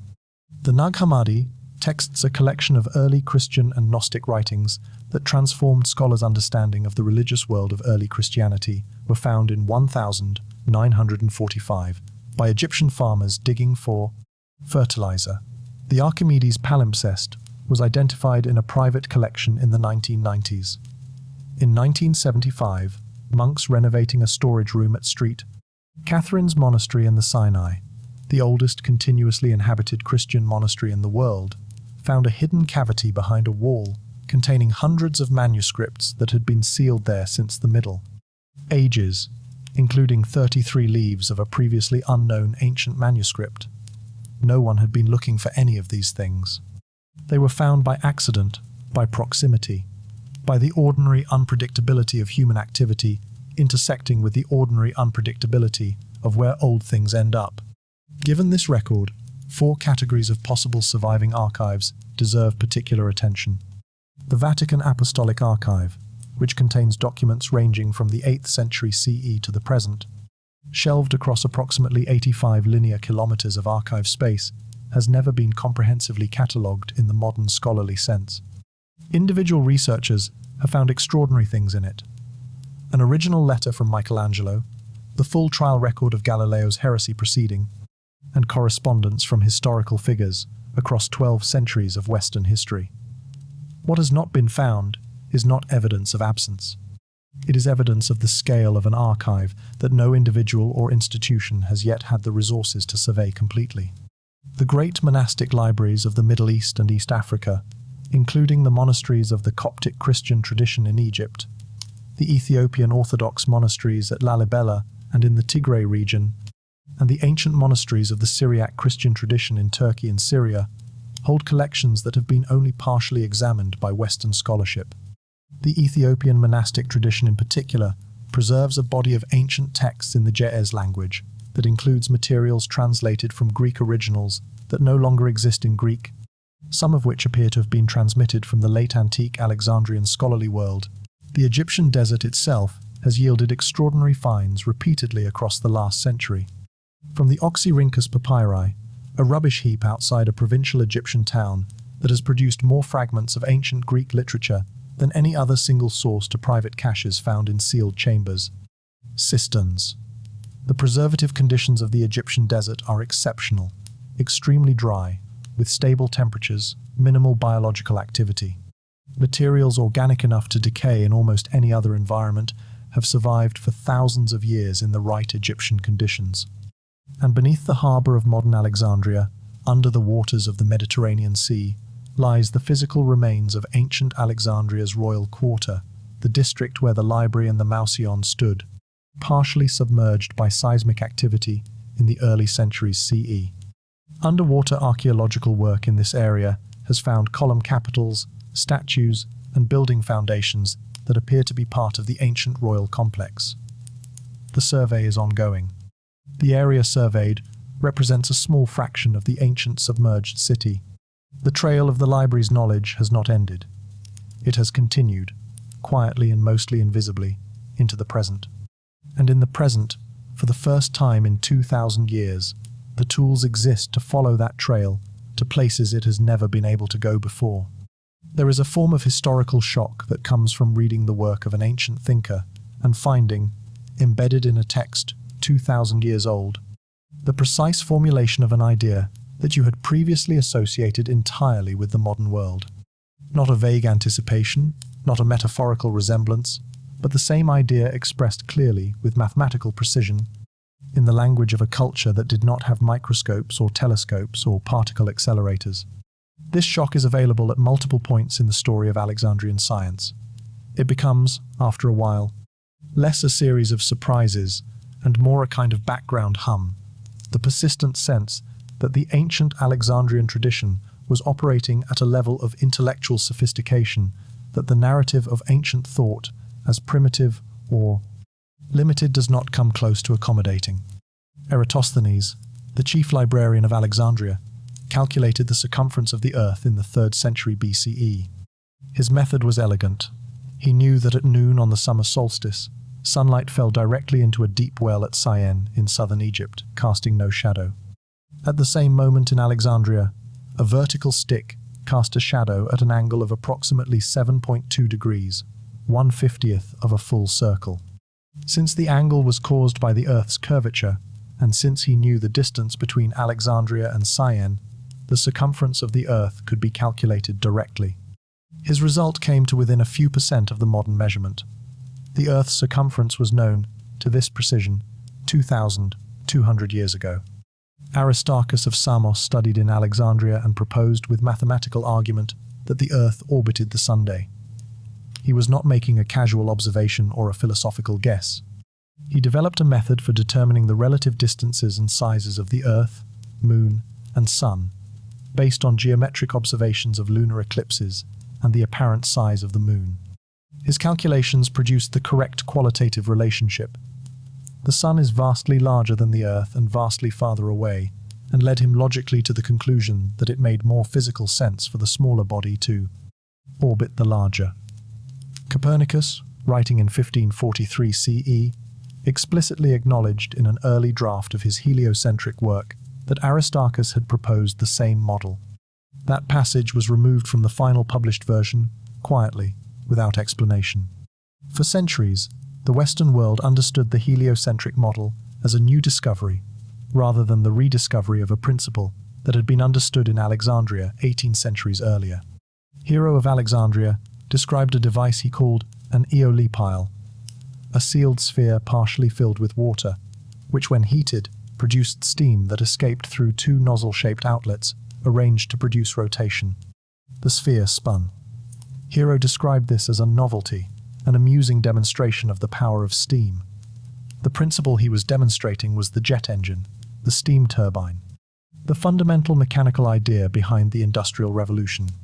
It sat in the corpus of Alexandrian technical writing, was translated into Arabic, was translated from Arabic into Latin, appeared in Renaissance technical encyclopedias, and was nowhere connected to the machines that would eventually make it the engine of modern civilization. These are not isolated parallels. They are a pattern. The pattern suggests that the Alexandrian tradition was not simply sophisticated for its time, but was, in certain specific areas, ahead of what the civilizations that succeeded it were prepared to receive and use. The knowledge outran the institutional and technological context that could have made it applicable. And when the institution collapsed, and the knowledge was filtered through the frameworks of traditions that could not fully engage with it, those specific insights were either lost or preserved in a form too stripped of context to be immediately useful. The question of what else might be waiting, in those preserved but decontextualized forms, is one of the most interesting open questions in the history of science. In 1900, a group of Greek sponge divers returning from North Africa sheltered from a storm near the small island of Antikythera, between Crete and the Greek mainland. When the weather cleared, they dove in the waters nearby and found the remains of an ancient Roman ship sitting on the seafloor at a depth of approximately 45 meters. The wreck contained marble and bronze statues, glassware, pottery, and jewelry, the kind of luxury cargo that wealthy Romans carried from Greece back to Italy in the 1st century BCE. Among the recovered objects was a heavily corroded lump of bronze and wood, approximately the size of a large dictionary. It was placed in the National Archaeological Museum in Athens, where it sat largely unexamined for decades. In 1902, a Greek archaeologist examining the corroded mass noticed what appeared to be the edge of a gear wheel. The observation was noted and largely set aside because a gear wheel in a 2,000-year-old shipwreck did not fit the available framework for understanding ancient technological capability. When serious attention eventually came first, through X-ray examination in the 1970s, and then through high-resolution computed tomography, scanning in the 2000s, what emerged was extraordinary enough to generate a genuine crisis in the field of ancient history. The object was a mechanical calculating device of extraordinary complexity, at least 30 gears, some with teeth cut to tolerances measured in fractions of a millimeter, arranged in a configuration that modeled the movements of the Sun, the Moon, and the 5 known planets on a common timescale. It could predict solar and lunar eclipses decades in advance.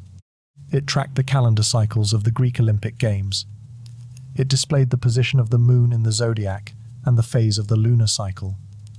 It was, in other words, an analog computer, a mechanical device for simulating and predicting astronomical phenomena with a degree of precision and mechanical sophistication that European clockmakers would not match for another 15 centuries. The Antikythera mechanism is not a prototype or an experiment. The sophistication of its gear cutting, the elegance of its design, the evidence of multiple repaired components, these indicate a mature engineering tradition, a lineage of accumulated technical knowledge and practical refinement that produced this device as a relatively late expression rather than a first attempt.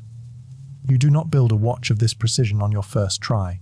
You build it after generations of watchmakers have worked out how to cut gears, how to design gear trains, how to calculate gear ratios, how to work with bronze to the necessary tolerances. That tradition existed somewhere. The device was found on a ship traveling between Greece and Rome, probably originating in the Greek island tradition that included Rhodes, which ancient sources identify as a center of advanced mechanical engineering in the Hellenistic period.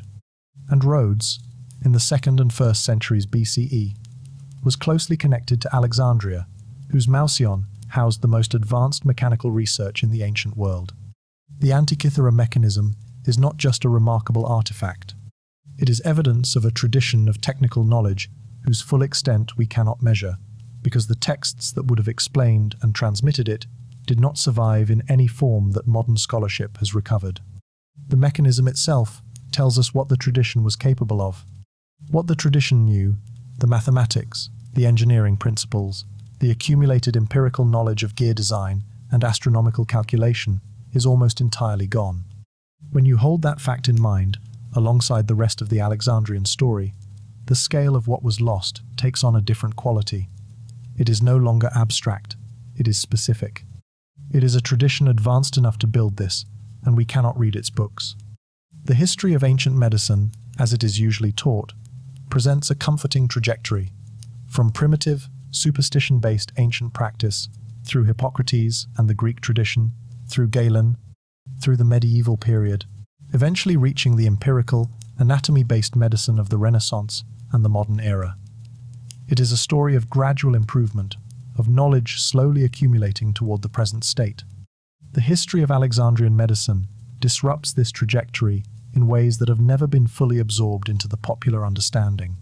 Because at one specific moment in the ancient world, for a period of perhaps 50 to 100 years in the 3rd century BCE, medicine in Alexandria was operating at a level of empirical sophistication that would not be equaled for nearly 2,000 years. The instruments of this sophistication were 2 physicians, Herophilus of Chalcedon and Erasistratus of Chios, who worked in Alexandria under Ptolemaic royal patronage in the early 3rd century BCE. They did something no Greek physician had done before and few would do again until the Renaissance. They systematically dissected human bodies, both cadavers and, according to the accounts of several ancient sources, including the Roman medical writer Celsus, living subjects made available by the Ptolemaic monarchy for medical investigation. The ethical dimension of this practice belongs to its own discussion. What concerns the history of knowledge is what Herophilus and Erasistratus discovered. Herophilus identified and named the brain as the seat of intelligence, establishing clearly that the nervous system originated in the brain and spinal cord rather than the heart, overturning a belief that Aristotle had held and that most of the Greek tradition had followed. He described the anatomy of the eye in detail, accurate enough to match modern anatomy. He identified the duodenum, named it the name he gave it is still used, and described its function. He distinguished clearly between arteries and veins, understanding that arteries carry blood from the heart, and veins return it. A distinction that Galen, 4 centuries later, would obscure again under a theoretical framework that sent medicine in the wrong direction for over 1,000 years. Erasistratus came even closer to the circulatory theory.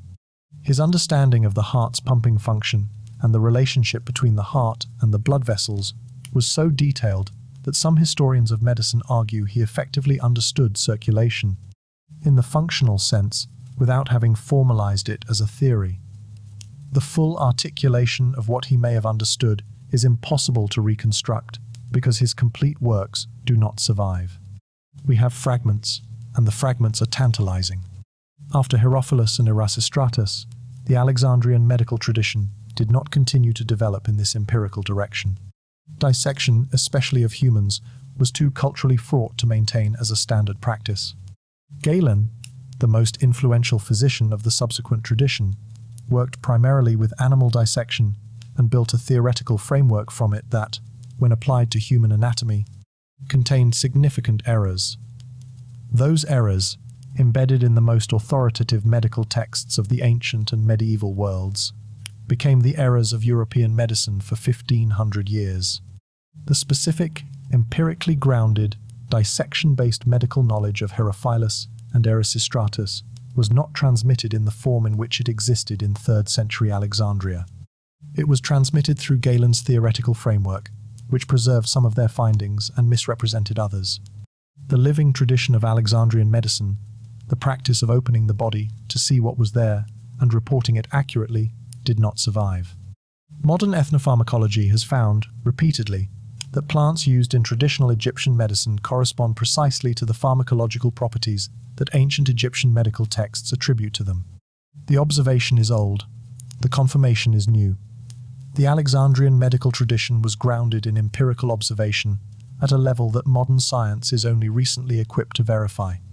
The question of what else it knew, and what of that knowledge was lost rather than preserved, is still being asked. In 2002, on the Mediterranean coast of Egypt, a new library opened. It was built on or near the site that archaeologists believe was associated with the ancient library, though the exact location of the original remains unconfirmed, as it has always been.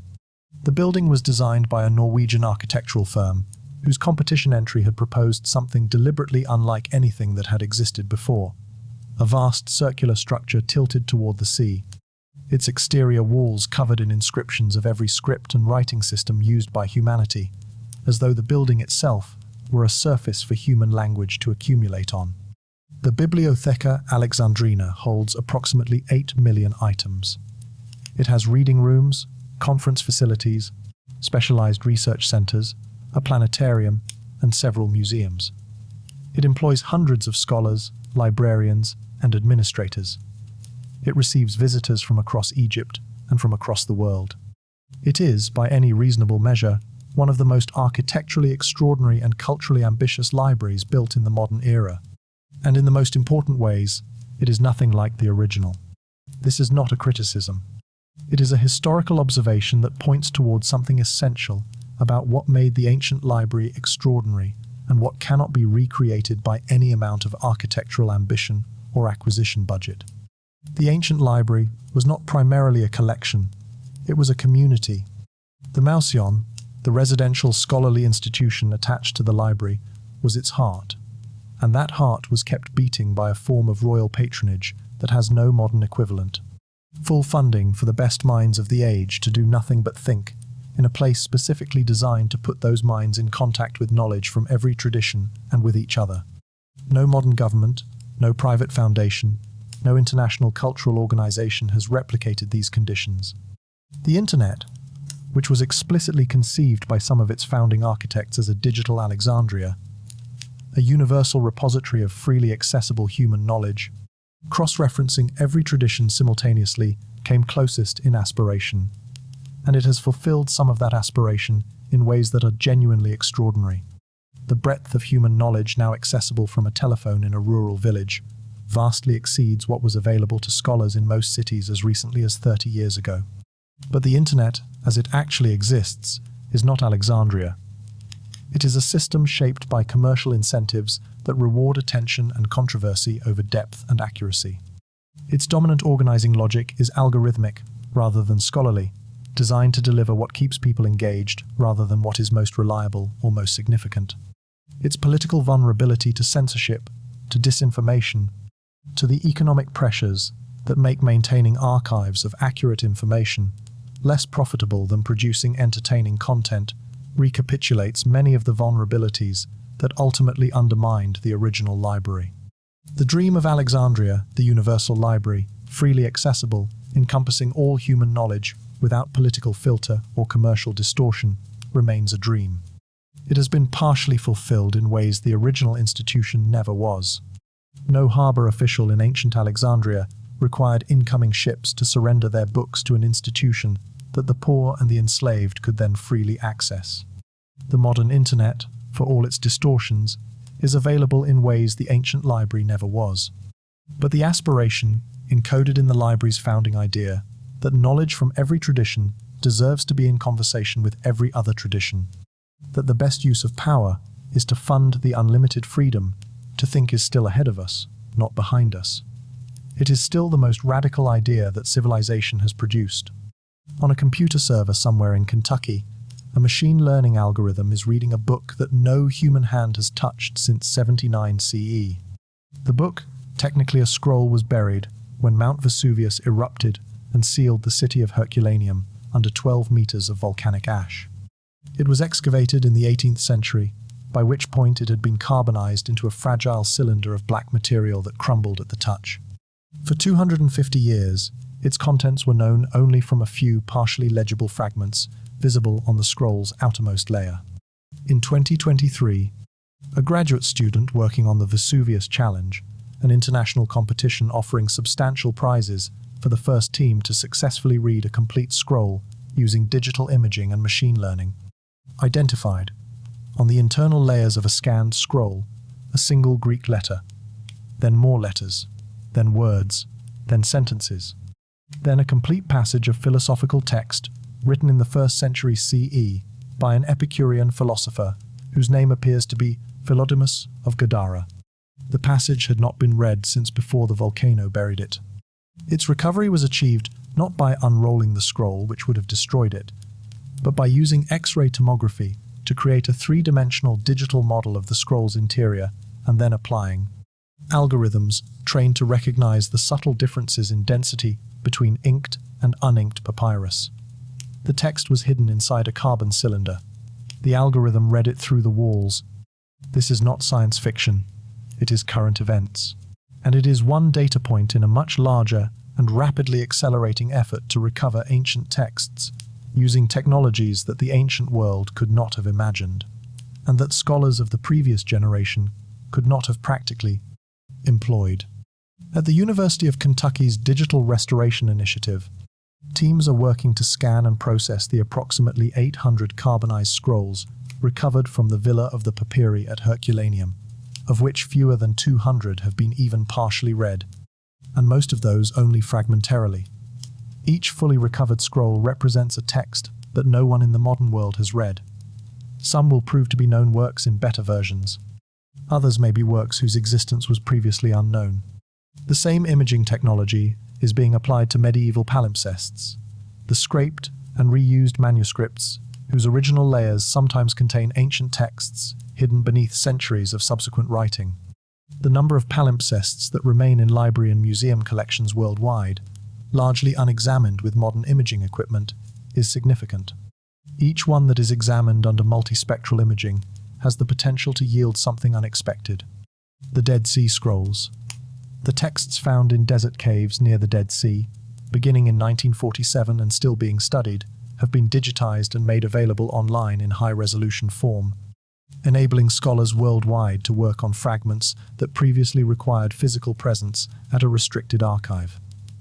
Analysis continues to yield new readings, new identifications, new connections to other ancient texts. In the harbour of Alexandria, French and Egyptian underwater archaeologists continue their survey of the submerged ancient city. They have identified what appear to be the foundations of the ancient royal quarter, the area in which the library and Mausoleum stood.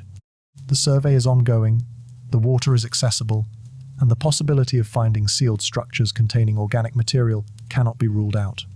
The library is not closed. It is opening slowly, painstakingly, in specialized laboratories and on underwater archaeological sites and in digital archives, revealing contents that have been sealed for 2,000 years. We are living, right now, in a period when more ancient text is becoming available than at any time since the library was operating. The recovery has begun. Serious historians are careful about speculation. They deal in what the evidence shows and are properly skeptical of claims that exceed it. But there is a form of intellectually honest speculation grounded in what is known, bounded by what is possible, open about its own uncertainty, that has a legitimate place in historical thinking.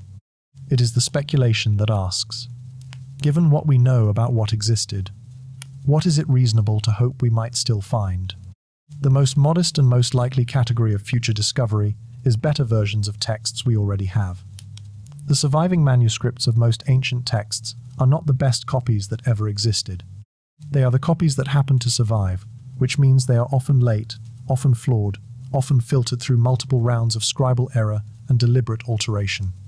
The original Greek texts of many works, currently known only through Arabic translations, or known only in degraded Latin versions, still existed in some monasteries and private collections as recently as the 15th century. Some of those collections have never been comprehensively examined. Some may still contain what they held 500 years ago. The second category is text currently known only from references in other texts, the vast class of works that ancient writers mention, quote, or argue with, whose titles and authors are known, but whose contents are lost. The mathematical dialogues of Aristotle, the complete philosophical poems of Empedocles, the full geographical works of Pytheas, the original writings of Herophilus on anatomy. Any one of these discoveries would be among the most significant in the history of classical scholarship, and the conditions under which such texts might survive, desert caves, sealed monastic rooms, carbonized villa libraries, are the same conditions that produced the Dead Sea Scrolls, the Nag Hammadi texts, and the Herculaneum papyri. None of those were expected. None were found by anyone looking for them in the right place. The third category is the most speculative and potentially the most significant. Texts from traditions that were never well represented in the scholarly canon, but that were demonstrably present in Alexandria. Egyptian scientific texts in demotic script. Babylonian astronomical records predating the Greek tradition by centuries. Indian mathematical texts that the Alexandrian scholars were known to be studying. Persian theological and philosophical works. These traditions contributed to the intellectual life of the Alexandrian Mausoleum. But their contributions were mediated through Greek translation and Greek scholarly frameworks. And the original source texts, in their original languages, in their original forms, were either never acquired, never systematically preserved, or lost in the earliest stages of the institutional decline. Their recovery, should it occur, would not merely add to what we know about the ancient world. It would change the shape of what we know, revealing the full dimensions of the intellectual project that Alexandria represented, with all the traditions that contributed to it, rather than the Greek-centered partial picture that survival bias has given us. The probability of any single discovery is impossible to quantify. The aggregate probability of significant discovery, given the number of unexamined archives, the accelerating capability of recovery technologies, and the track record of unexpected finds that the last century has produced, is not trivial. Something is out there, more than one thing. The only honest question is when it will be found, not whether it exists. The library scattered its seeds on a wind that has been blowing for 2,000 years. Some of those seeds are still in the air. Some have already landed, in places that have not yet been examined. Return, for a moment, to the image you began with. The fire, the scrolls curling in the heat, the smoke rising over the harbour of Alexandria on some catastrophic ancient night. The silence that followed, stretching forward across centuries, the long darkness of everything that was lost. Hold that image, and then, very slowly, let it change. Because what this story has shown, in pieces and from multiple directions, is that the image was never quite accurate. Not because no fire ever touched Alexandria, fires did, in harbours and temples and city streets, across 5 centuries of intermittent political and religious violence. Not because nothing was lost, the losses were real, and they were staggering, and their absence still shapes the boundaries of human knowledge in ways we cannot fully calculate. But because the image of a single fire, a single night, a single act of destruction that ended everything, that image was always a story told by people who needed a story, not a picture of what actually happened. What actually happened is harder to see, and in some ways, more painful, and in the end, more beautiful than the myth. The Library of Alexandria was never one building. It was an idea that generated buildings. The idea that knowledge from every civilization deserved to be in the same place, deserved to speak to every other form of knowledge, deserved to be protected and extended and built upon. That idea was never fully realized, even at the library's height, because no idea of that scale is ever fully realized. But it was pursued seriously, expensively, brilliantly, for several centuries in a city on the Egyptian coast, by scholars from India and Persia and Greece and Egypt and Africa and the Near East, all reading each other's books and arguing and building. When the institution faltered, the idea did not disappear. It travelled. It went with Theon's manuscripts into the Byzantine world. It went with Hunayn's translations into Baghdad. It went with the flight of Greek scholars into the Italian cities of the Renaissance. It went into the notebooks of Copernicus, who read Aristarchus, and Newton, who read Archimedes, and Harvey, who was trying to find what Erasistratus had already found and lost. It went into every library that was built by people who believed that knowledge was worth protecting, every monastery, every madrasa, every private collection assembled by a scholar who understood that the texts on the shelves were irreplaceable, and that their irreplaceability was precisely why they mattered. And it is still travelling. Right now, in a laboratory, a machine is reading the inside of a sealed ancient book. Right now, in a museum, a palimpsest is being photographed under wavelengths of light that did not exist as a practical tool 20 years ago. Right now, in the waters off Alexandria, a diver is moving over the submerged foundations of the ancient royal quarter, and whatever is under the sand there has been undisturbed for 2,000 years and is still there. The Library of Alexandria never fully burned, because the Library of Alexandria was never a building. It was the human impulse to gather knowledge, to protect it, to share it, to build on it. The impulse that made someone in the ancient world stay up late enough and care enough to write down what they knew, so that someone else, in a different time and a different language, might one day read it. That impulse did not burn. It cannot burn. It is the thing you are exercising right now, at this moment, by asking the question that brought you here. The library is open. It has always been open. You just had to find the door.